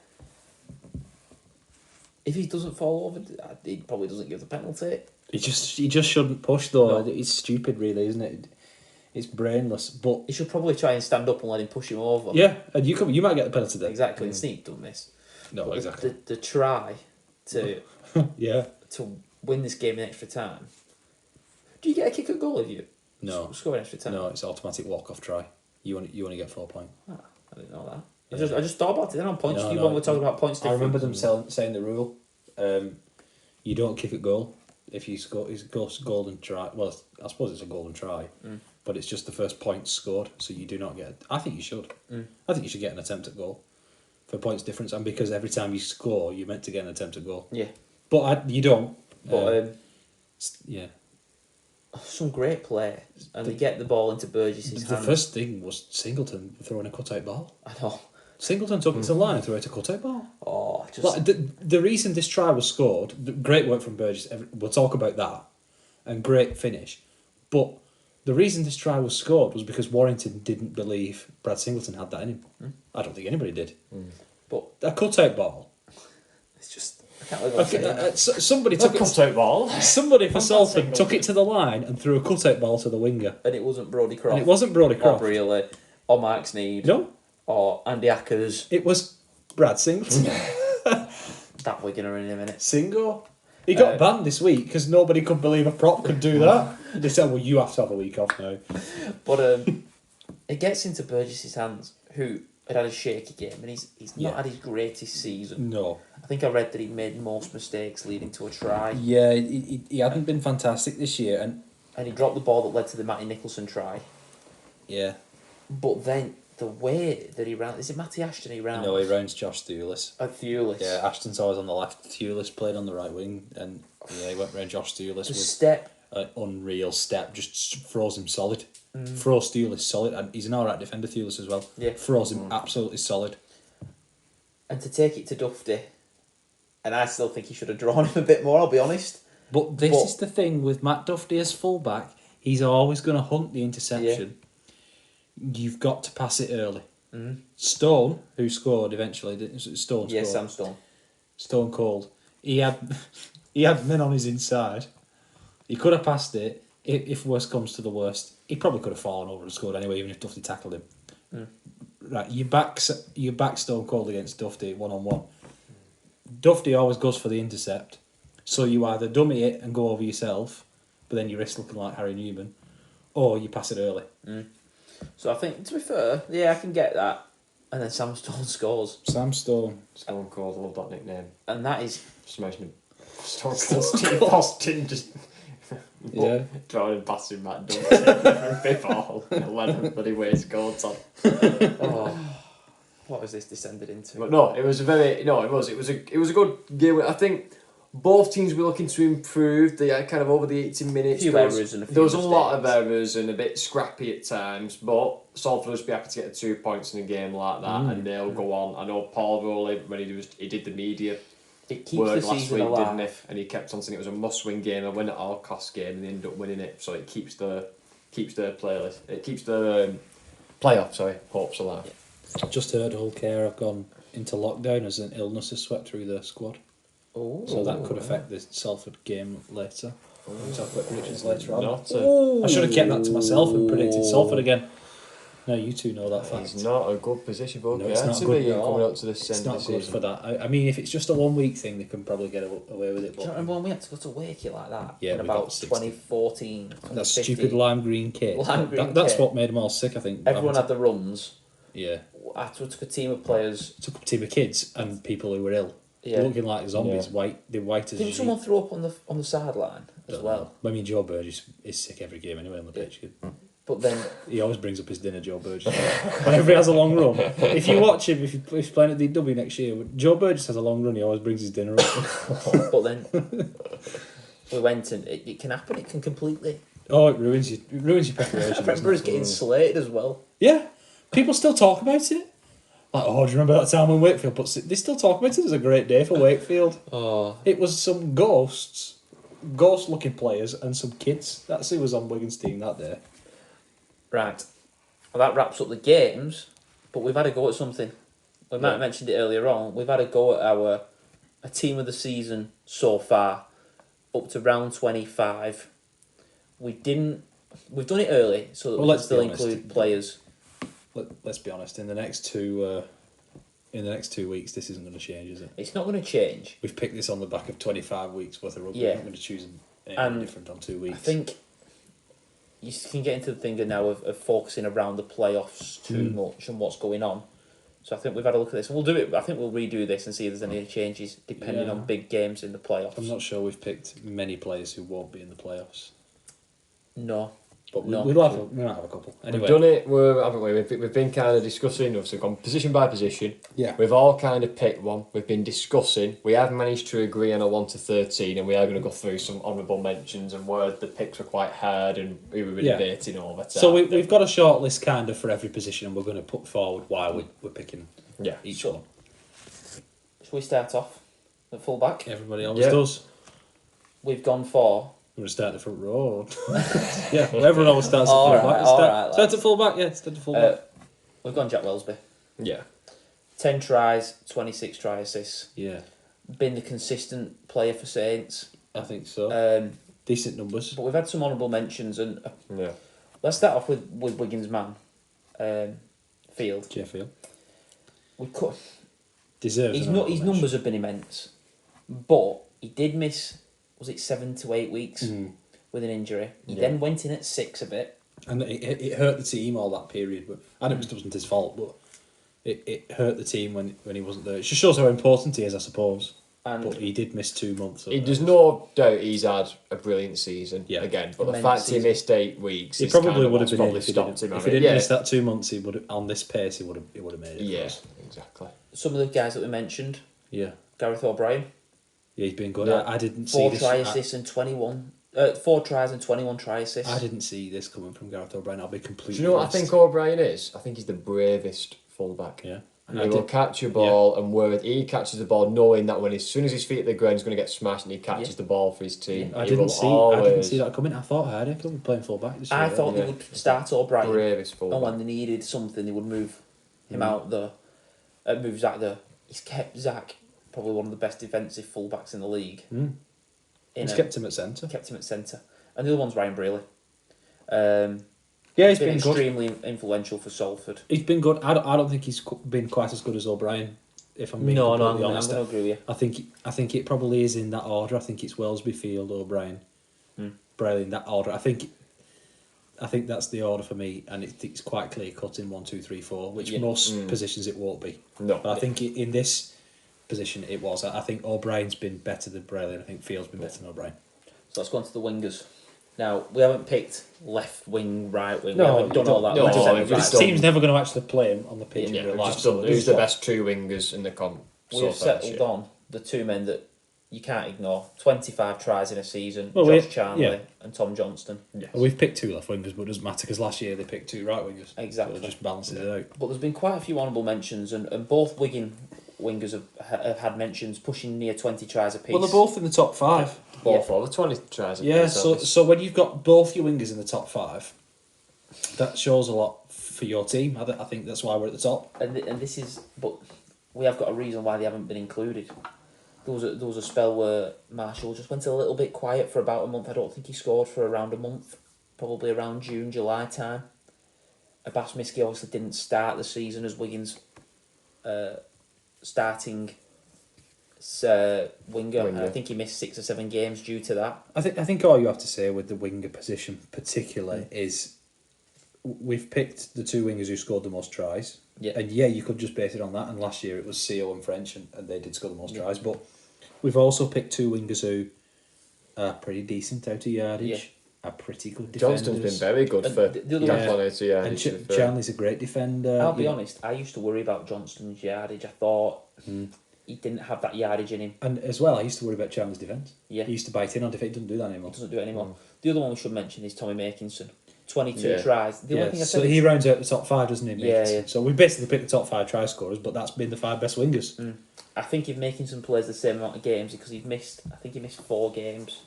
He would be pushing 4 or 5 them. I games. still think Charlie and Johnston would be my 2. He always gives you, he's tough Makinson. Yeah. Always gives you 100%. Always takes the hard carries, gets you off to some good sets. At but some like point, you said, he's struggled for games sometimes. At some point, he's going to run out of steam, Makinson, Yeah. because of the way he plays. Yeah. But until then, fantastic winger. Enjoying playing that really, way. really good winger. Yeah. Now, one centre we had nailed on. We had Jake Wardle. Do we even need to say anything for Jake Wardle? Jake Wardle has been the best centre in Super League this season. Yes. There's your sentence. And we had a bit of a debate over this. Bit of a tough one, it's the centre position, wasn't it? But I think we've all The other been happy centre. to agree. Yeah, the other centre was difficult. As Sean Kenny-Dowell. There's some couple, we've got some superstar centres in the game. Harry Newman, but he's been injured for a lot, so he's missed some games. Percival's missed a few Percival's had his injury problems. Horrell King's for been St. decent. Helens. King's been decent. We could have mentioned Toby King. He actually I think Toby King deserves an honourable mention because he's been excellent. The 2 that we mentioned was the other Hull KR centre, Tom Opacek. Yeah. One that quietly goes about his business, but he's picked up 9 or 10 tries, 5 or 6 try assists, makes his tackles and makes his meters, and Adam Kieran, who's doing the same. Yeah. And we spoke about Adam Kieran at the very, very beginning of this podcast about 25 weeks ago, however many it was, 20 weeks ago, about how he's an Aussie import who's just come in and settled straight away. And Opacek's the same. Opacek's the same. They've both come in and you've not noticed a dramatic swing or anything like that. They've just both come in. They've both been really dependable. That's the word I want to use for both these players. They've been smart, they've been dependable, and they've improved their teams massively. Same with Toby King. I think dependable. For all 3 of those, I just think Sean Kenny-Dowell, Kieran and Opacek, they've improved the teams and they've been dependable. But Kenny Dowell's been just a bit better than all of them. Yeah, I don't think we've actually said we went for Kenny Dowell. Yeah. I think we went through. So yeah, we've gone for the Wardle and Kenny Dowell. Maybe a bit of a romantic pick to pick Kenny Dowell because he's retiring. Yeah. But I think he has been fantastic. And he's been a great centre for OKR, hasn't he? Yeah. All the time he's been. We said a couple of weeks ago that they're lucky to still have him when he moves on and starts coaching for them. I think he's really good to have in your club. So yeah, Sean Kenny Dowell we've gone for. Now, we picked both halfbacks. We didn't pick he's a 6 and he's a 7. No. We picked the 2 best halfbacks. First one. We have actually picked a 6 and 7, I think. Yeah, we have. Yeah, we have done. But that wasn't our intention to begin with. Yeah. We picked Lachlan Lamb. I think he was the one that we all agreed on. Yeah. Influential in what he's done at Leeds, winning the Challenge Cup and getting him into 4th with 8 tries and 21 try assists. Yeah, he's been very good. And he's a big part of the reason that Charlie's in this team as well. Yes. You've got to go together. The second guy that we've settled on, I had a bit of a reservation about him due to the fact that he's played so many positions this year. But he's been the best player in the competition. And if we're going to pick him for Man of Steel, which is what he deserves, probably, because he has been, it's between him and Lamb, I think. He has to be in the dream maybe team. Wells be third. Is Bevan French. He's Bevan French. Bevan French has got to be in the dream team. If he's up there for Man of Steel, which he will be, and he deserves to be, he's got to be in the dream team. So, yeah, you've got to find a place for him. It's 6, which is where he's played since mid-season. Now, originally, I had gone Harry Smith. Yeah. 4 tries and 22 try assists. Yeah, Harry Smith, very good. Bossing Wigan around, doing the job that we talked about. But some honourable mentions is obviously Brodie Croft at Salford. Been good again. He was last year's winner, wasn't it? 5 tries, 21 try assists. I think it depends on whether Salford make the 6. and how they do in the playoffs, Yeah. about whether he could get in. One of the halfbacks have been good. Lomax. Lomax, 10 tries, 18 try assists. Yeah, he's been good again. I don't think he's been his best though. No, but dependable again though. Another mention Dependable. for the word dependable. One we mentioned was Jake Clifford. 6 tries, Yeah, he's been 19 good. try assists, but he got off to a very slow start. He did, and he is hurt by the fact that Hull have dropped out of the race for the 6, whereas Croft isn't because they're still fighting. Yeah. Yeah. The one that has probably got the best numbers of any halfback in the comp, George Williams, 11 tries and 19 try assists. Yeah. Very much like Clifford, his team's form and results has stopped him getting in this dream team. Yeah, I think Williams could have made it. I mean, on another day, you could have picked Williams and Smith and been relatively happy with it. I just think French and Lamb have had such outstanding seasons that while Smith and Williams have been great, everyone knew what you were getting from Smith. Everyone knew what we were getting from Williams. Lamb and French have been outstanding. Lamb coming up to Super League, French moving to 6. Probably a bit of a surprise factor in that. Surprise for Bevan French, never mind for the fans. It's like you said, Matty, if these two, you probably tipping one of these two for Man of Steel. So if that's the case, then they've got to be in the dream team. I think these two. But yeah, we've got some brilliant halfbacks in this competition, haven't we? Just rhyming some of them off there. So it was a bit of a tough choice, but we've settled on. And not just a shame Jordan Abdul missed all them months of injury because he would have been right up there. You'd have had him in, wouldn't you, Matty?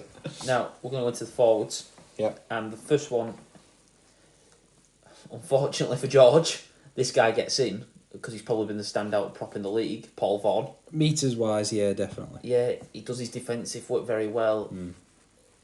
Influential in restarting Warrington's pack. But yeah, Paul Vaughan. And he has carried Warrington's pack in a lot of games. Paul Vaughan deserves to be on this team. He's been excellent. And this is where we had an argument, Matty. We had a bit of a debate. Yeah, I really wanted to put Tom Amon into this team. Yeah. And I do think in many ways he deserves to be on there. But I am willing to admit that his partner, Robbie Mulhern, has perhaps edged him and had a slightly better year. I don't know if that's because we were expecting less from Mulhern. You know what I think it is for me? They've both been very good. I think Amon has had better games, but I think Mulhern has been more consistent. I think he is an 8 out of 10 every week. Yeah, he's been amazing. I've looked at, I think there was a game about round 12, round 13 where Amon had a bit of a shock and he dropped the ball a few times or whatever.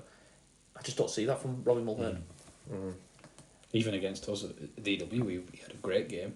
The move away from Warrington to Leeds has just kind of like revitalised him, hasn't it? You could just see he's picked up so much confidence with this new group of players and in this team. And he's playing his best rugby, so fair play to him. It is difficult to go to other props because the ones that you want to go to, there have been too many injuries in. Yeah. Walmsley was going to be a certainty to get in. Yeah. And he's picked up his injury and missed the last set of games. Ethan Havard. Dupree, question mark over obviously his move. And yeah, Dupree, I think he had an amazing start to the season where he got picked for England. Then he had a quiet few months. Then he moved to Wigan and he's been excellent since he moved to Wigan. So I think Dupree's had 3 different seasons in one, really. Yeah. You can't pick somebody who's played like that. But I think Havard would have been an honourable mention but missed too much time. Same for Walmsley. Parsi as well. Yeah. Matty Lees and Morgan Knowles, who played in the middle, they've been decent. But I think but the 3 we mentioned, Vaughan, Amon and Mulhern. The guy we picked, Mulhern. So Vaughan and Mulhern were the ones we picked. I think those were the right choice. Yeah. And I think Amon was a close third. Now, this was a difficult position to really pick, really, because we went through the hookers of every team, and we only came up with 2 names, really. Obviously, mentions go to James Roby, but he hasn't been. He's been brilliant. McIlaurin's been okay. McIlaurin's had a decent year. But if you could consider them to the standards that we hold them to, I suppose they are in the twilight. Roby and McIlaurin, yeah, they've been in this team before. They're on the other end of it now. We've gone for Ipape. Yeah. Because for me, he dominated the championship. And there was just a question mark to me, can he do it in Super League? Can he do it in Super League when the game's getting a bit tougher, a bit faster, and all the things that come with moving up that league? He actually started off quite slow the first 5 or 6 weeks. He wasn't at his best. But he's grown into this season. Yeah. And now he looks like one of the Premier Nines in this division. Yeah. The other guy that we mentioned, very similar.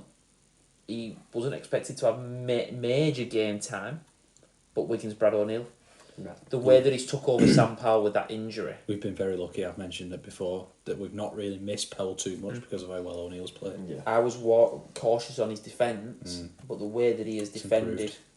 the way that he's passed from 9 and his general play deserves him an honourable mention. I think one of my favourite things about another team in this competition is Hull KR's hooking position. But, Yes. but it's a two. It's a two-man. with hockey. It's a Litton and two-man Parcell. with Litton and Parcell, and I think them together is a really good partnership, good duo. Maybe they But could to say the pick same one for of Clark them and to go Walker, in, yeah. yeah. But you're not going to pick one, so I We are picking a 1 to 13. I know, and I have mentioned in the past how much I like Hull KR's duo there of Parcell and Litton, and Clark and Walker to a lesser extent at Warrington. But if we're picking one guy, which we have to in this, you're picking the impact of one player.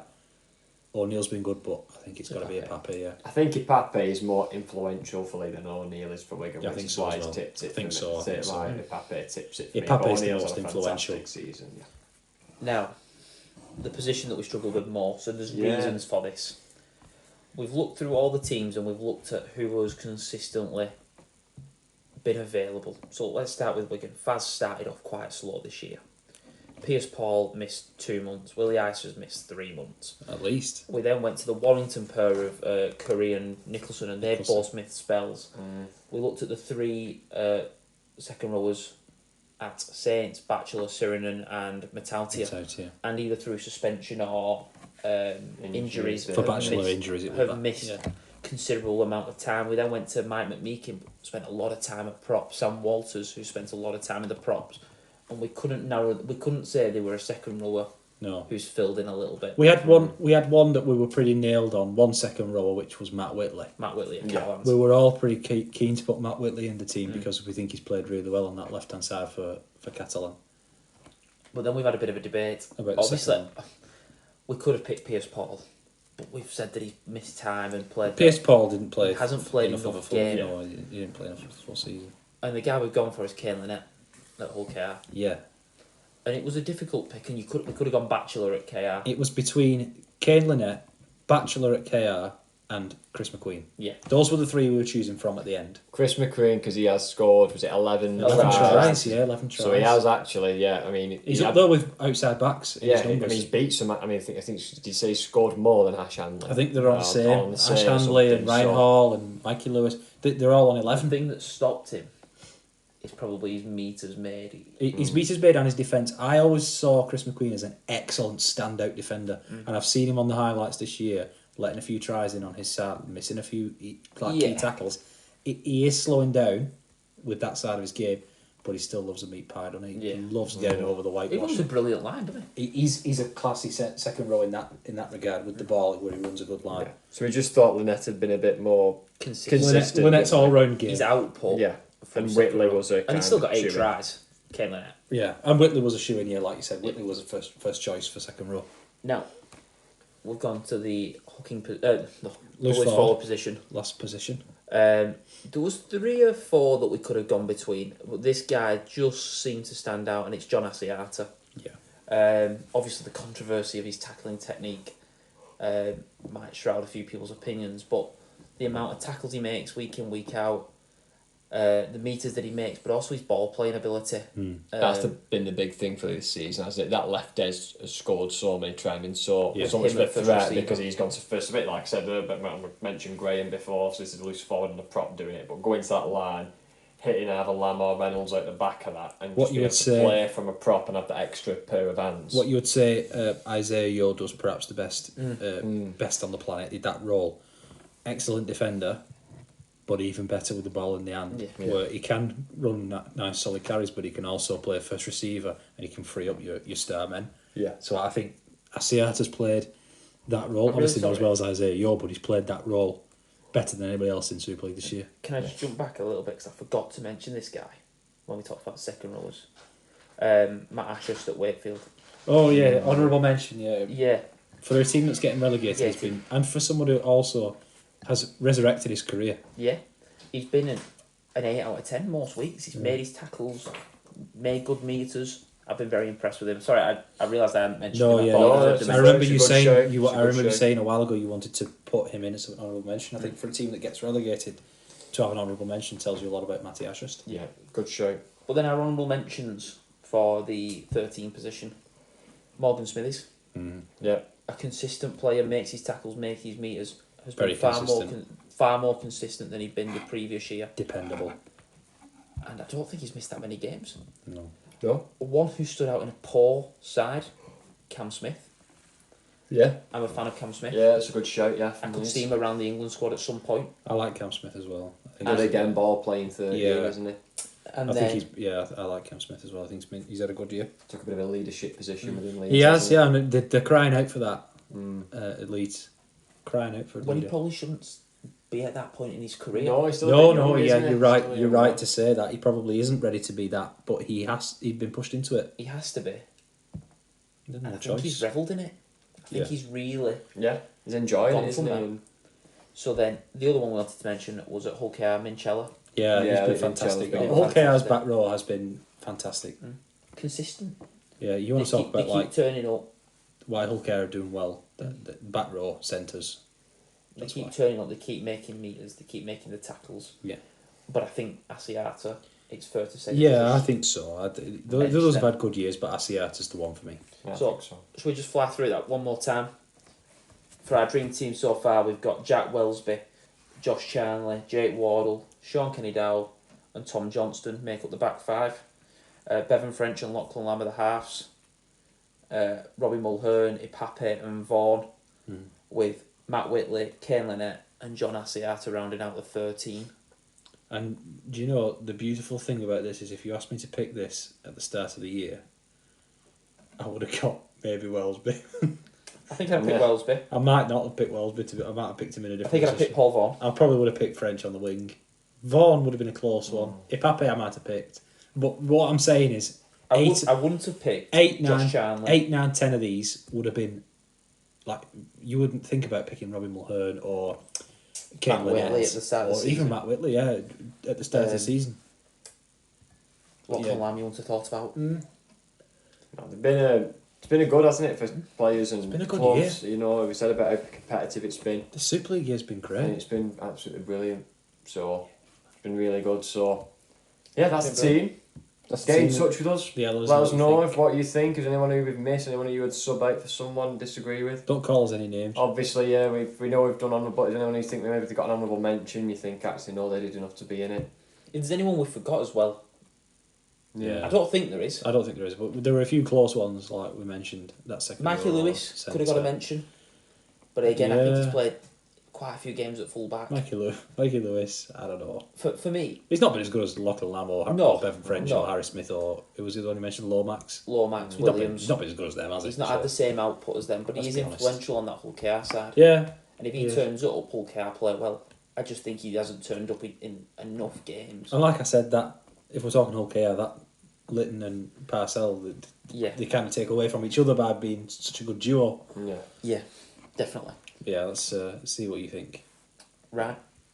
Respond with your 13s, your Yeah. team of the season so far. Why not? When we come back, we're going to have a look at the NRL playoffs, and we're also going to go through our England versus Tonga Yeah, side. just be sure to keep listening for that We want to hear who would make your England squad. England squad. Okay, thank you.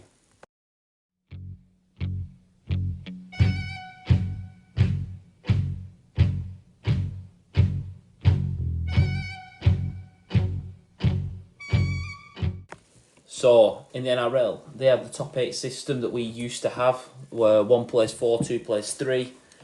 Winner Second straight through chance, to the yeah. semi. Losers get a second chance against the winners of At home. 5v8 and 6v7. Yeah, it's the system So- we used to have. 1v4 was the Penrith Panthers versus the New Zealand Warriors. The Warriors were without Sean Johnson, their influential man. Yeah, it cost him.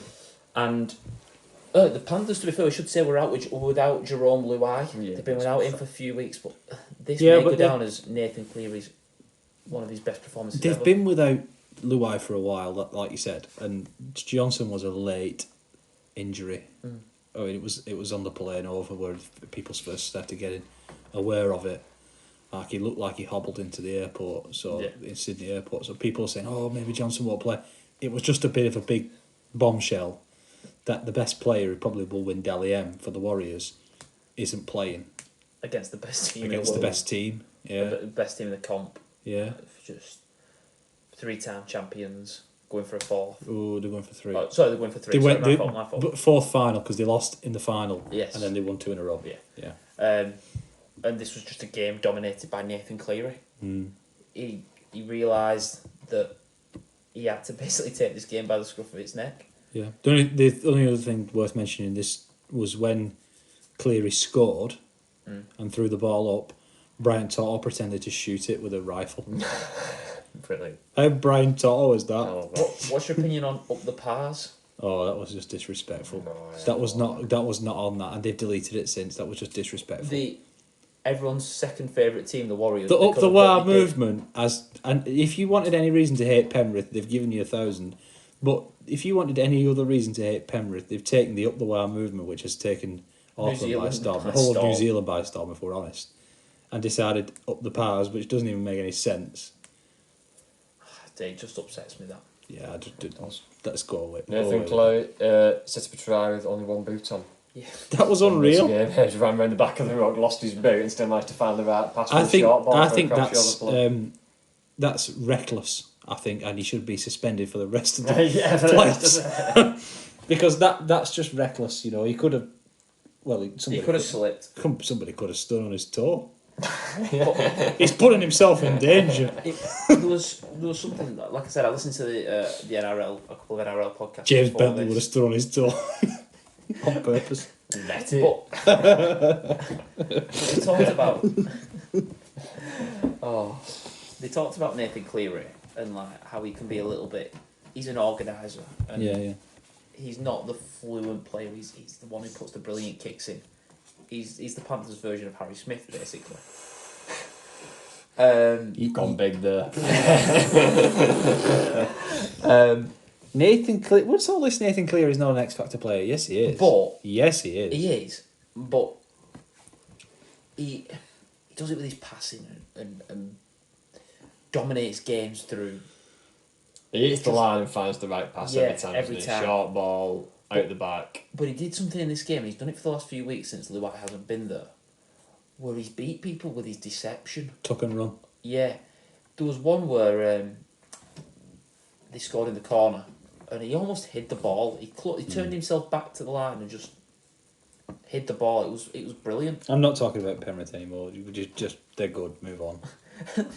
Is there what else to talk about Penrith? They're just Now we've unstoppable killing machine, like a real panther. I've never met a real Panther. I'm But gonna I be honest. assume they're unstoppable killing machine. Looking at them. Right, this was second v third at Suncorp, Brisbane versus the Storm. We talked about how the Storm had this dominance over them. Yeah, you were convinced. I was convinced it was going to carry on. The Suncorp dominance. Yeah, and it started off very, very close, this. Ended up being a 26-0 win Yeah, for the Broncos. They bullied Melbourne. yeah, they were Pat fantastic. Carrigan, Payne-Haas, and the lads who came off the bench as well just bullied them.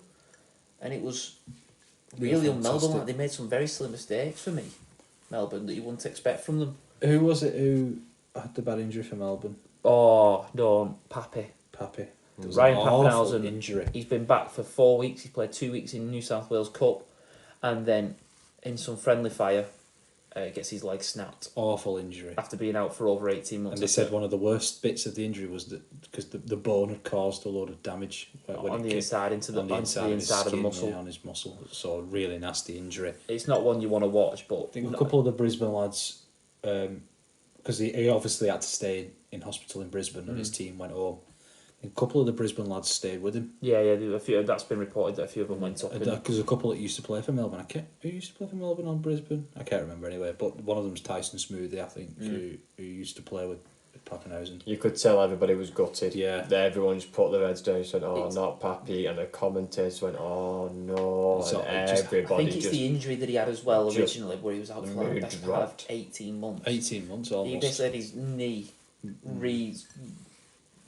I don't know, melted together, whatever you want to call And it. he's had such a long road back, and he's played these games for the Falcons in the second And tier. looked good, and then he played last week and he looked good. And he just coming back and This is so unlucky. It's Big Nelson that's like. and you can't say, oh, He's not- injury prone, because it's not. It's a completely different injury where one of his It's biggest his legs players. free. freak accident. It's a freak injury. It's a complete accident. It's not something you see every week. It's just happened to be him.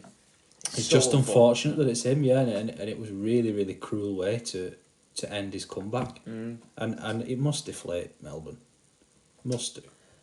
Yeah, but it gives them a bit of motivation. Let's do I it for suppose Ryan there's a again. bit of motivation for next week, but within that game, you're deflated then, aren't you? When you've seen your mate go off like that, you'd be worried. Yeah. Now, Cronulla versus the Roosters. Teddy got 10 minutes in the sin bin. And Yeah. I was very critical of Cronulla for taking the 2 points. To go to 12-6 of this. Yeah, Where I Cronulla thought they had them on the line and they didn't really push them.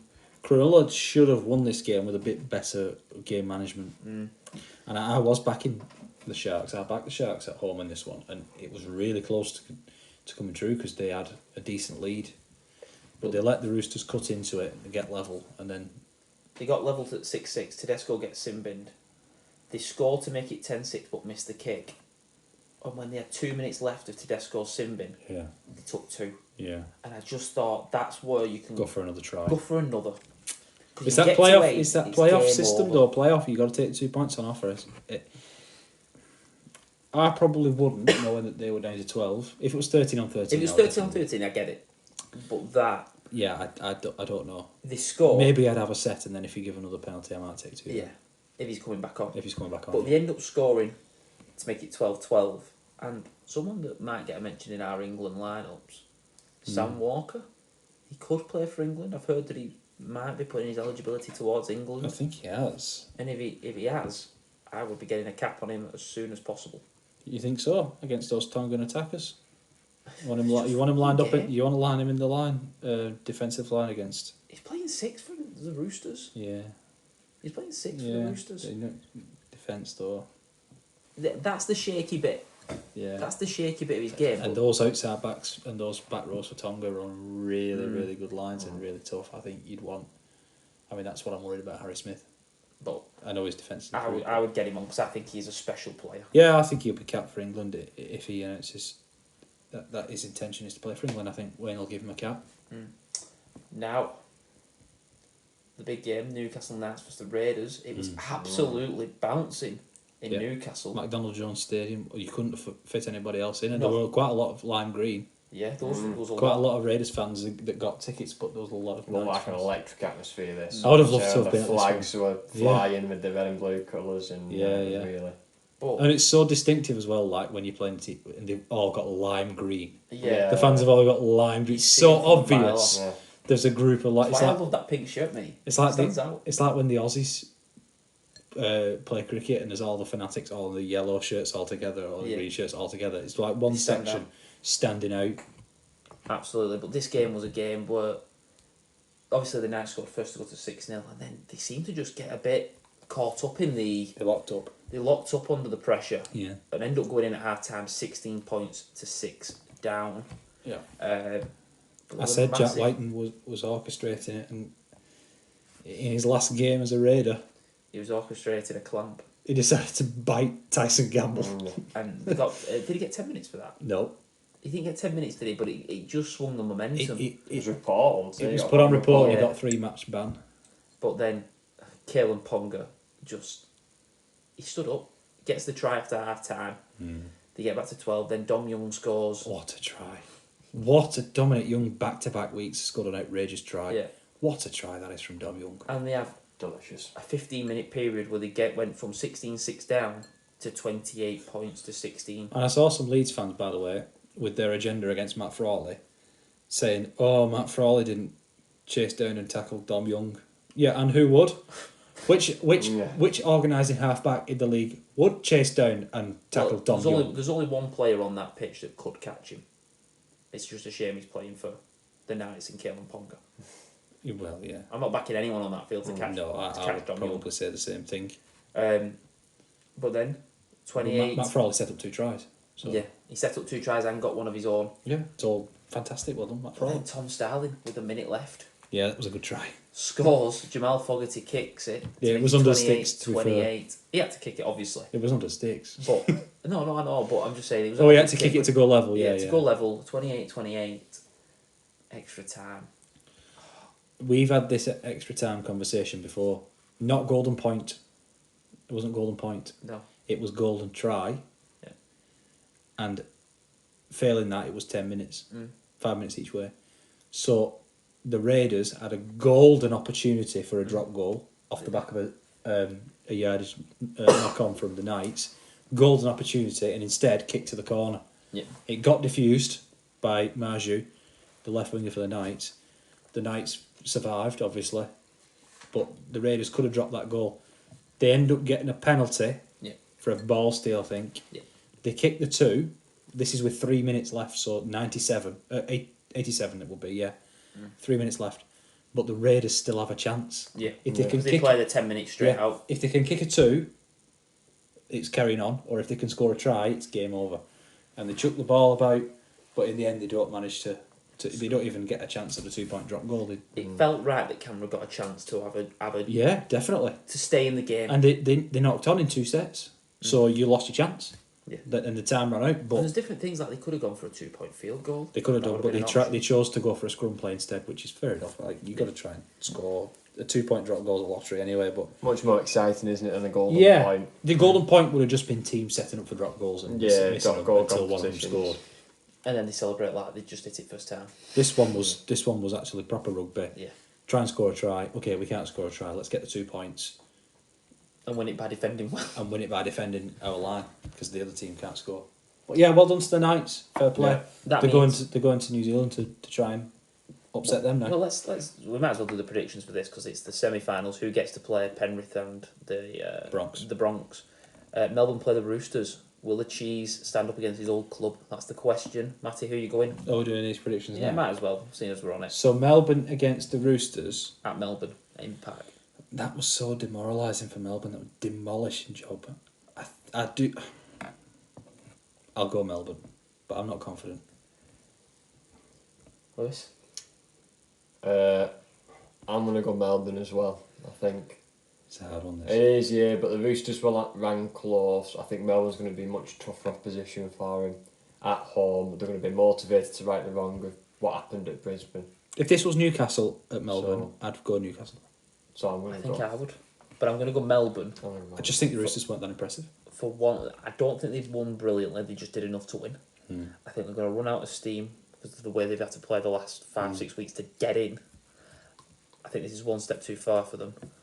And wow, I would have loved to have been a fly on the wall of Craig Bellamy's analysis of that game. Yeah, there's been some tough dressing rooms for Melbourne this year. To say they finished third, there's been some I think tough this would have moments. been the worst one. I don't know. Munster was calling one of the games. I can't remember. He was calling it a real disgrace in the regular season.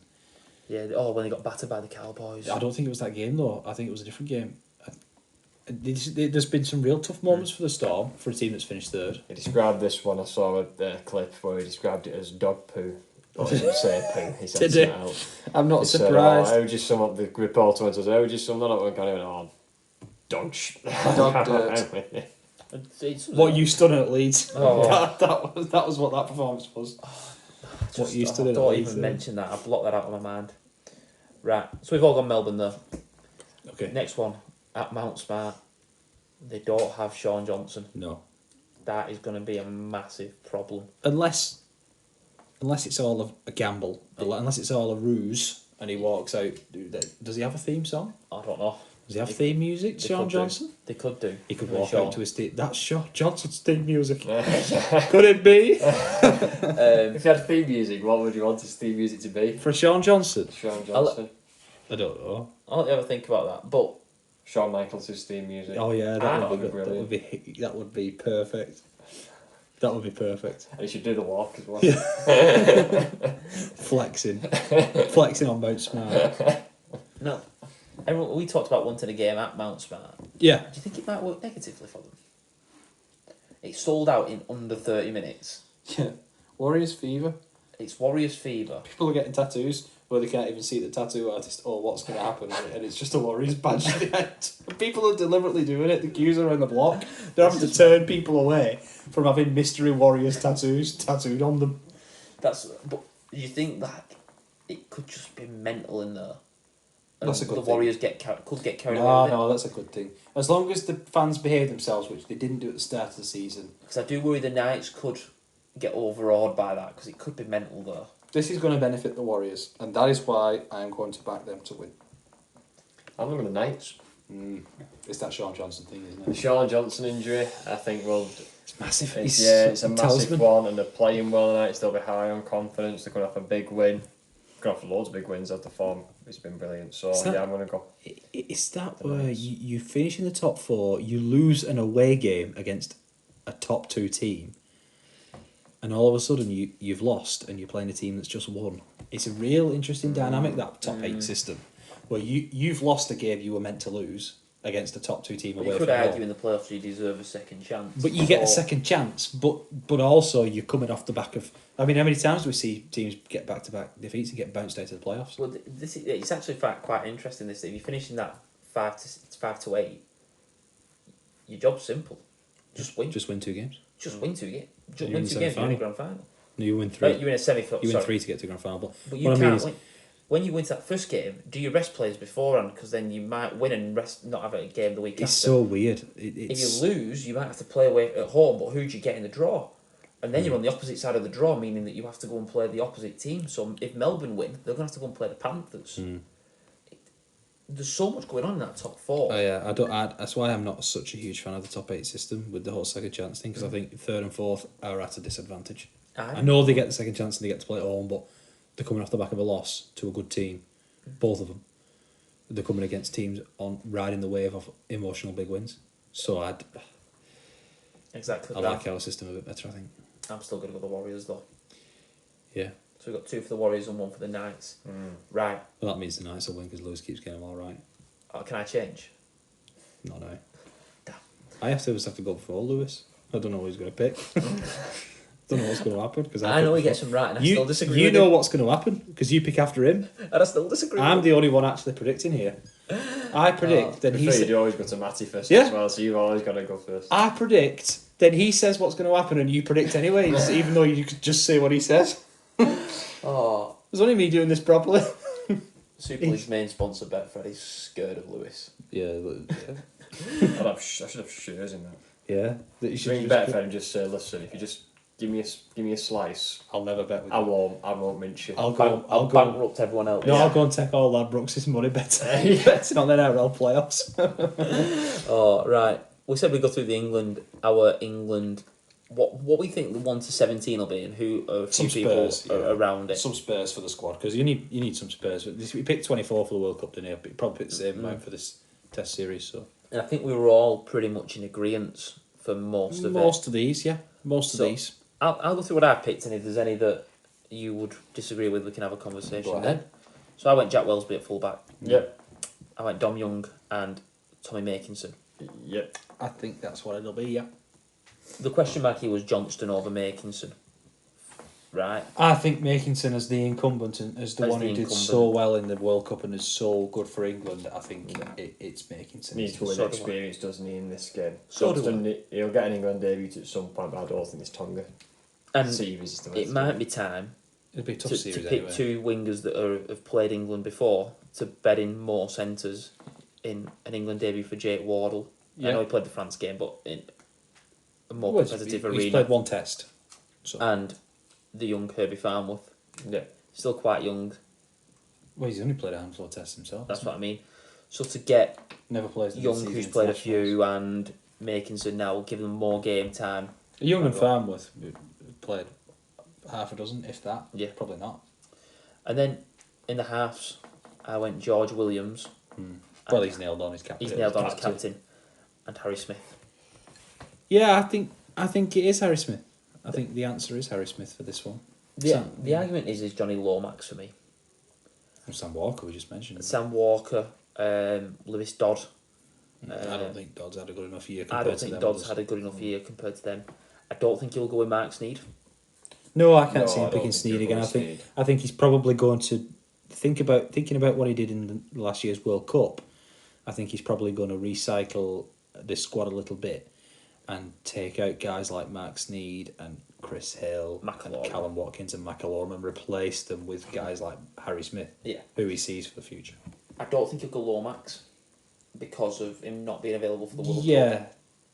and not being available against France. Yeah. There's a whole thing about that. And He still looks injured as well. Like, Yeah, he's got he all just- the arms still taped up heavily. He was looking bad last game, so I don't actually know what state he's going to be in come the Just end of the looks the, season. like- the walking only other wounded. one to mention, Still- Jackson Hastings. Yeah, well, Yeah. I put that onto Twitter 2 days ago. Yeah.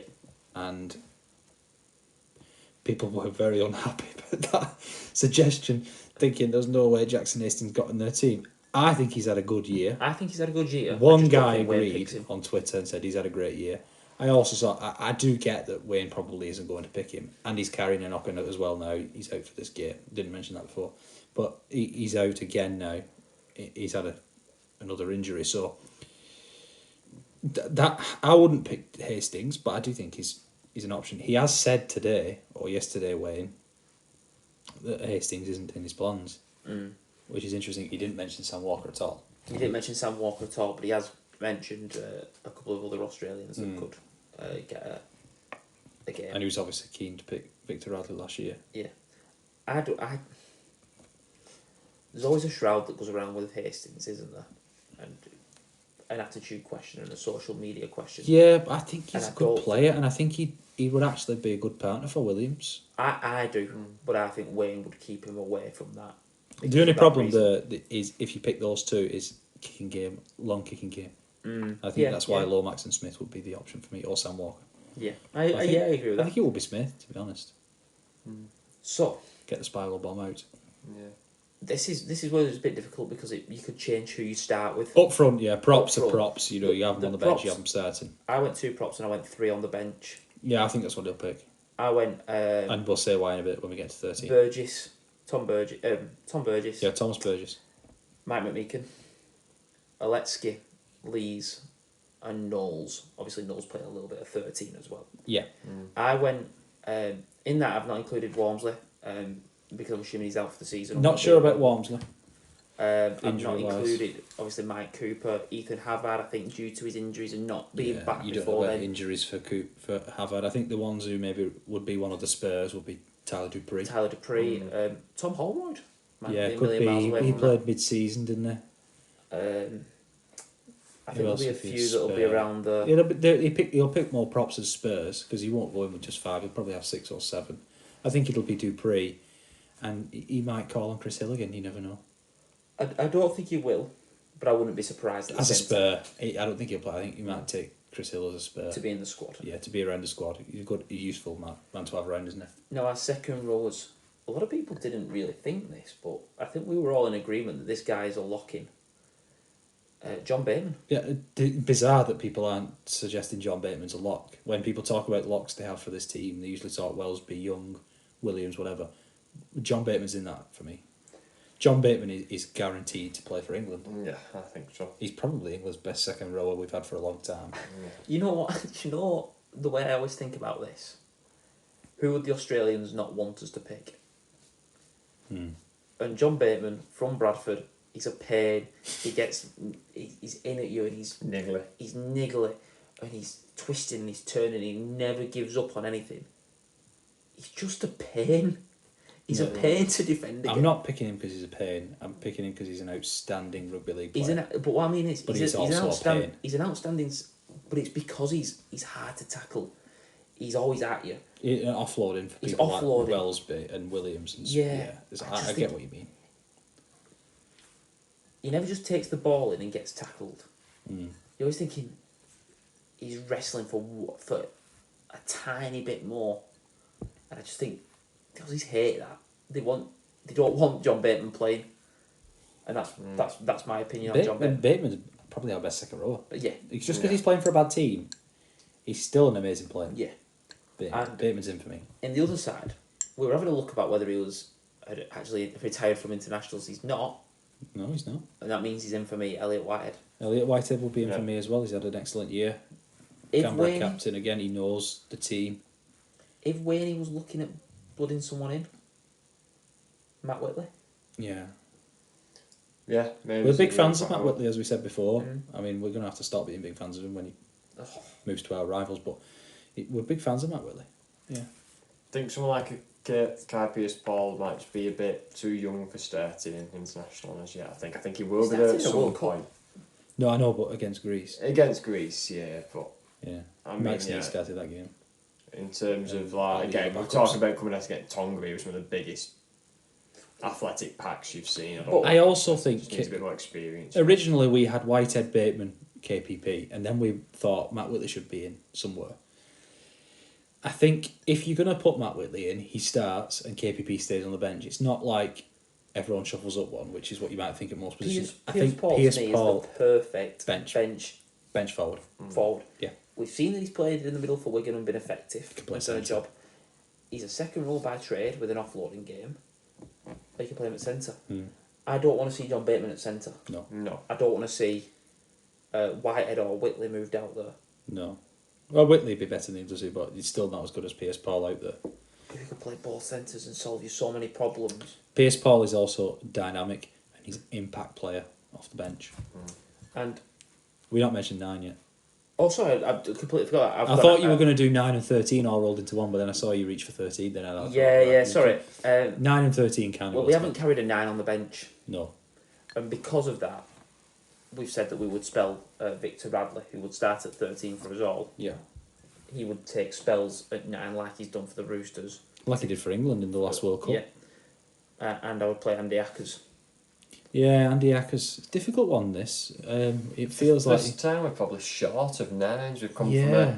an era of having Roby and Hodgson and McIlaurin. Even not getting picked. informed Clark. We not mentioned Cruz Lehman. Cruz Lehman. 28 years old. He played for the All-Stars. Played for the Knights, didn't he? He played for the combined definitely captained All-Stars and he represented... He definitely captained the Knights. he was born in Swaziland, but he can play for England. He definitely captained the England Knights. Yeah. That was always Powell's thing, wasn't it? Sam Powell was always England Knights captain. Yeah, Perfect he's guy for definitely that captained job. the Knights. Cruz Lehman is an option, but he's not played that much rugby. The issue being, for 9 is does Darryl Clark get to the next World Cup? No. Obviously, Roby doesn't. No, Roby doesn't. And McIlaurin doesn't. definitely doesn't. And on Sam the other Powell end, doesn't. Sam Powell doesn't. Talk about Sam Powell. On the other end of the spectrum, you've got Brad O'Neill. I still think he's too young to play against the Tongans. Jared O'Connor. Probably Ches players- Litton. You might. Litton played in the game He against played France, against France, didn't he? but you might have them 3 around the squad. I think Andy Ackers is, by process of elimination, the right choice. Yeah, It doesn't feel right because I do like Ackers. I do like him, but we've like Lewis has said, we've come from having Roby, Hodgson, Clark on the back. Powell, Clark, McShane when he was Yeah. Man of Steel. We've had all these guys at one time, and McIlaurin's been playing for Ireland because he couldn't get into that. And then he came in when. But then he's come back because all the mothers have finished, and obviously McIlaurin himself now is finished. So it just seems to me like we've lost 5 or 6 generational great hookers, and we're left with Andy Ackers. And that's nothing against Andy Ackers. No, I think he's he's a great player, but it just feels like he's our only choice. Mm. It feels like he's our only option right now, and that's a worry. So Victor Radley, though 13. Victor Radley was at 13. Thinking about spur players. I wouldn't be surprised to see maybe a Cam Smith involved in Cam the squad. Smith maybe. Yeah. Smithy's involved in the squad. Johnston will be a spur if he's not picked. Would you look at maybe another younger winger? Obviously, assuming that Makinson. Well, Johnston. I'm always worried about Makinson picking up an injury because of the heavily strapped knees and. Who played in the mid-season? Did Marshall play that? Tom Davis. Tom Davis, I think. Tom Davis played, I think. A very good meter maker. I might be tempted to put Tom Davies if I wanted a backup winger. Yeah, as well Maybe. as Johnston. I just thinking because Yeah. I question whether I could see Makinson Yeah. I think at the next World I Cup. think going forward, we'll be thinking about maybe Tyler Dupree, Chris Hill, like we mentioned. Second rowers, Matt Whitley. Pierce Talked Paul about to him, take a Pierce bigger Paul, role. yeah. Sam Walters. Maybe Sam Walters. I think it's a bit early for that though. Would you have him in around the squad though? I don't know. I don't think so. I don't think I would. I think if you want somebody like that, maybe Holroyd. Yeah. Is someone that Wayne clearly rates. What about any more from Australia coming over, do you think? We talked about Young, Farnworth, maybe Sam Walker. I said I want Sam Walker to get a cap. Sam Walker, Radley. I wanna wrap that guy up and get him. What about the rest? With an I'm trying England to think of any more, like players who play in Australia. Ryan Sutton. I just We're think not that- including Luke Thompson. No, we're not including Luke Thompson or Ryan Sutton because they've just not been on the field. They've not played I enough don't games. think Luke Thompson's... Is Luke Thompson back? I don't think he's back. I don't think Ryan Sutton's back either. No, I Sutton had a think bad injury, didn't he? They've just both not been on the field enough, and next year is a big year for them both. But yeah, I think you can't really go with Sutton or Thompson this time. I feel like Thompson's a big loss. Not that I don't like McMeekin, but if you have Burgess and Thompson starting, or even Burgess and Lee starting, and off the bench you could bring off. Yeah, I think that's who we had last time. He had Lees and Knowles off the bench. He had sort of bit McMeekin there. starting. he had in second Burgess row. and McMeekin starting. Didn't McMeekin not start No, in the second McMeekin row? was on the bench. Hill. He had started yes, prop. it was Burgess and Hill, and then he brought on Lees, Like Lees, Knowles, and McMeekin, Knowles, and he had Thompson on the bench, and he Was Walmsley not involved in the squad? Oh, I don't He was think injured, Walmsley wasn't was he? in the World Injured, I Cup. think. It was like Lewis just said. It was Chris Hill and Burgess, Yeah. and then Lees and Thompson. Cooper.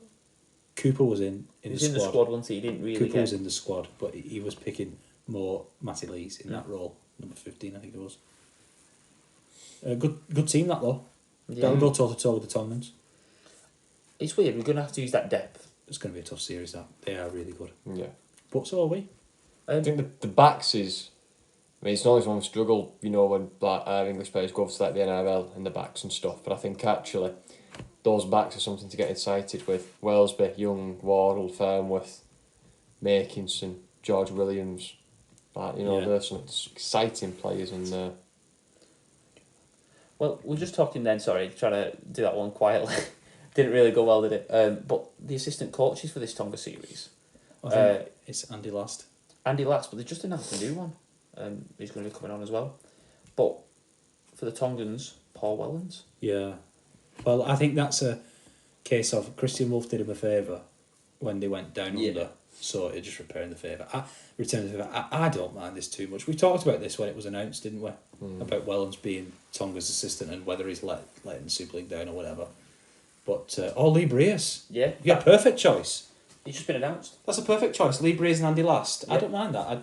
I think it's a good. That's a good choice, Lee Breas. I mean, he clearly needs something to do because Brisbane won't be doing anything at that time. Yeah. They won't be back until after Christmas probably I don't know. I wouldn't mind staying in Brisbane. for pre-season. Yeah, but he won't do that, will he? You've been Brisbane all the time. Yeah. It's Plus Lee Breas. Looking at one look at Lee Breas, and you know he won't survive in Australia summer. In Brisbane. Yeah, that's true. In Brisbane, I hadn't even thought of that. no, but like a lobster. Do you think Andy Last should possibly be in trouble as an assistant considering his team's form? Well, it was a disastrous head coaching spell, but I'm not sure many people could have done better. It's a case of Sean Wayne knows him and trusts him, and he's a bit of stability in that. We've got Lee Breas coming on as a new assistant. I'm Wellens. happy being involved in England a lot. To Ah. see the effect that he had at Wigan in one season, Yeah, and the well, effect that he's for had- England really do is more playing for Wales. but the effect that he then had on Brisbane, it took a team that finished 9th to 2nd. Not all on him, I'm not saying it was all Lee Breas, No. but he's brought the best out in Adam Reynolds again. And he's teaching Ezra Mann and Reece Walsh and making them better players. And they think of him very, very highly at Brisbane. I don't understand when it comes to coaches. Sorry, because it's getting a bit longer. We need to wrap it up. But when it comes to players, you go and pick the best English players because you want the job done. Why not do that with coaches?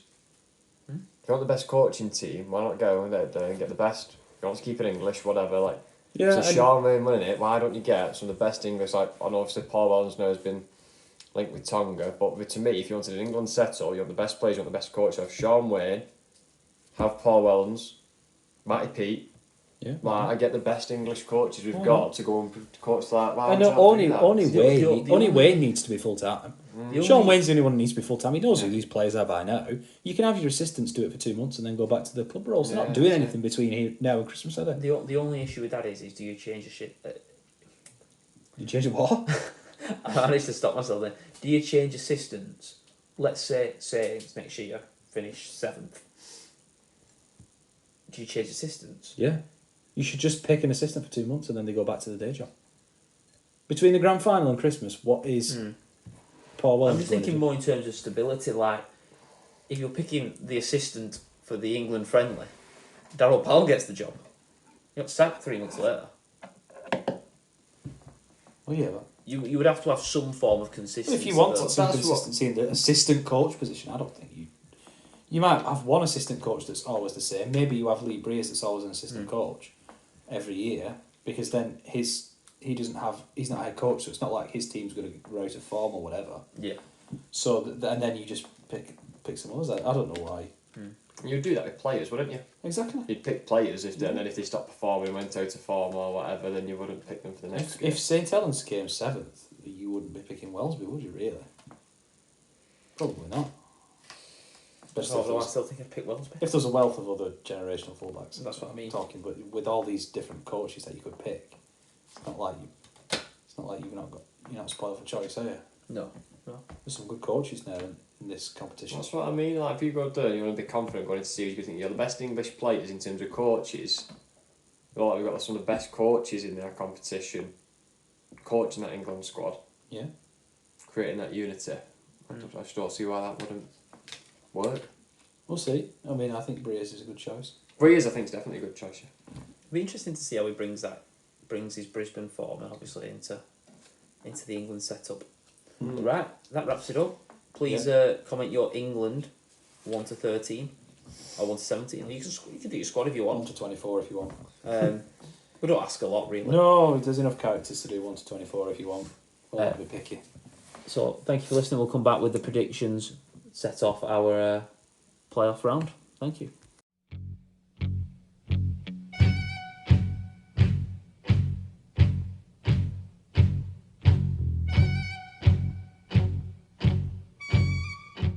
So we're back, lads, for the last little bit that we do.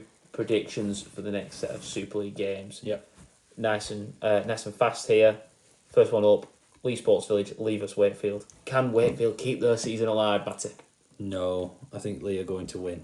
Lewis, can Wakefield keep their season alive? No, Lee for the win.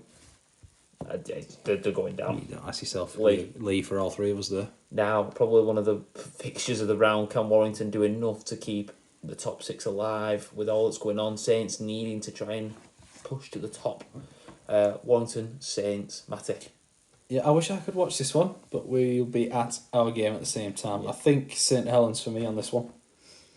Yeah, Saints very impressive against Lee last week to get that win. I think they'll continue the good form, so Saints for the win. I think both these teams have had tough games last week. It'll take a lot out of both of them. Warrington missing Metaltia, Dudson, and George Williams out of the 21-man squad. Until you said George Williams, then it was going to be. It's going to help them. That was going to help them the first two. I'm going to go Warrington still. Oh no, we have to pick Connor Wrench at centre instead of Pete Matautia. I'm going to go Warrington, to be honest. Okay. I just think Even with no Williams. even with no Williams, I and hope I you're think right, I think Dixon. it's because I'm hoping Hoping. that Warrington win at Salford and winning the Roll on 28. That Yeah. would be going into the last I mean, it round. would help our top two bid as well. Well, why are we doing this one? Hull FC, Huddersfield. I might just not make a pick for this one. No one cares. No, I'm Nobody gonna cares. hold you. I'm gonna hold you to it. Oh, Hull FC, Huddersfield. who's at home? Hull FC. Huddersfield then. I don't Lewis.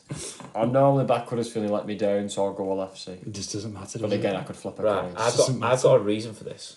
That's if. I'm going to go Huddersfield because Jake Connor is going to turn up in a match that doesn't matter. I'm putting a man of the match performance, and Sky going to tweet Jake the Snake. Jake the Snake hat trick. Yeah, about how good he's been, and it's not going to matter.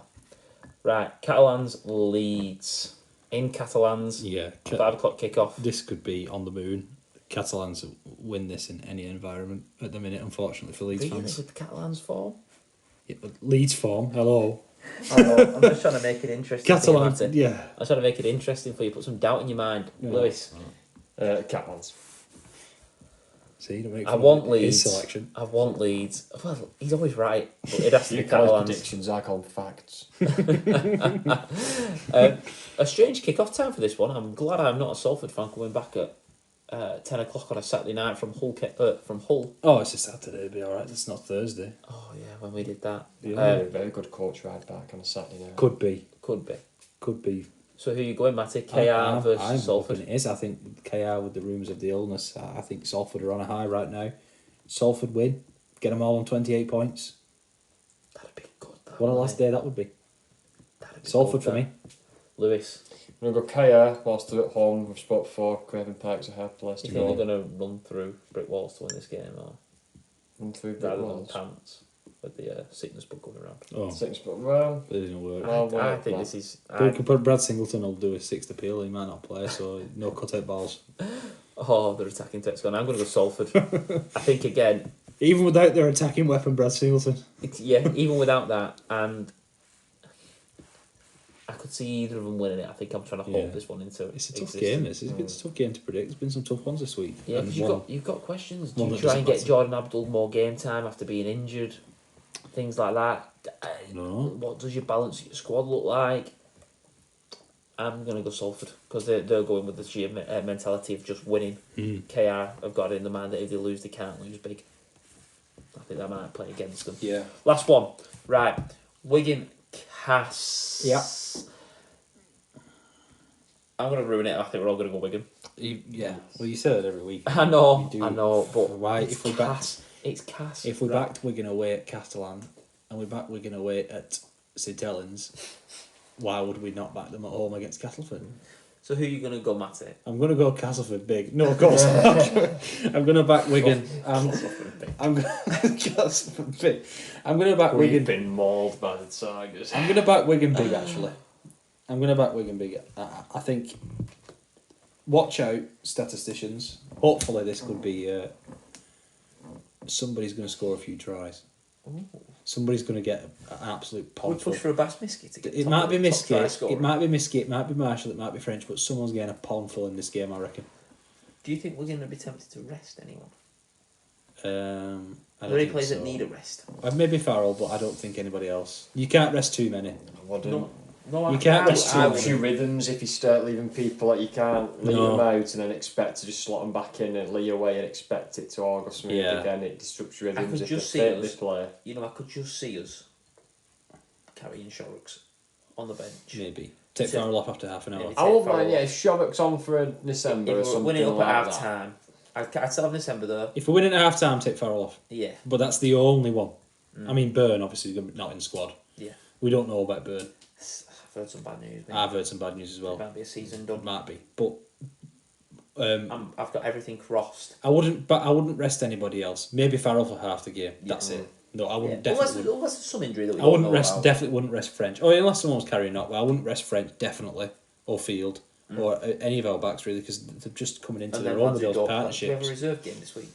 Can't remember. It's a good question. I don't know. Because Hampshire, Cust, Thornley, Thornley, they've got to be fit. They They've have got to to be be ready playing to in their go. games. Shorrocks if he's not Shorrocks if picked. he's not playing. They have to be playing in that game. if they're Harvey not Hill. playing. Yeah. Lewis, anything to add to that? No, not really. Yeah, I think we're going to win. I think it's going to be a comfortable win.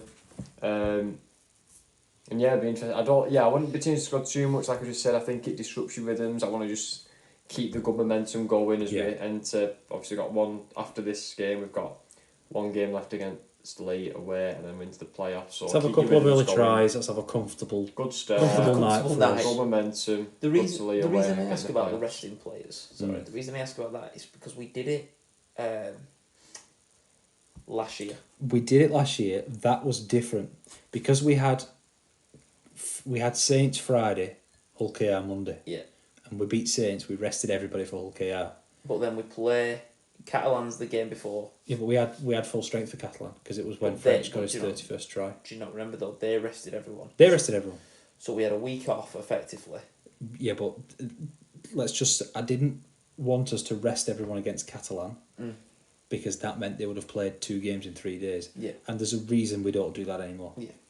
No, I agree. You can't beat St Helens on a Friday night and go with the exact same squad to Craven Park on a Monday. And then You play just Catalans you, 4 days later. it's borderline criminal. And to then play Catalan 4 days later, even if you rested everybody for Catalan, borderline criminal that. It was the way it worked against us last year. It worked against everybody. But what I mean is we rested at Hull KR. No, They we had rested to. against. We had to, We had to. Everyone had But to. they Saints chose- rested everybody that Monday as well. but Catalans chose to rest everyone against us. Yeah, but it did. Then It in the didn't. playoffs, we win the game and we have another week off. It was a bit of a. I don't know. Whatever. be interesting I'm to glad see. those double headers are gone. They weren't right for rugby No, they league were play. They stupid. weren't right for rugby league. It was stupid. Right, lads. Wraps up another great episode. Yes, If I do say so myself, that's very smug of me. I don't No, like that. No, it's been good. It's I been liked it. Bit of Been confidence. fun to talk about something different as well. Yeah. Yeah, with the dream team, Instead England squad. of spending a while on some, because we would have had to stretch out those like Hull game. We would have had to stretch out Catalan Wakey. We've talked about the dream team. We talked about our England squads. We've given our opinion on some players Yeah. there. Yeah, I've enjoyed that. So, been nice speaking to you both. Always a pleasure. Yeah, We'll see you next week See after ya. hopefully another week. hopefully See you fingers next week. crossed. Thank you very much.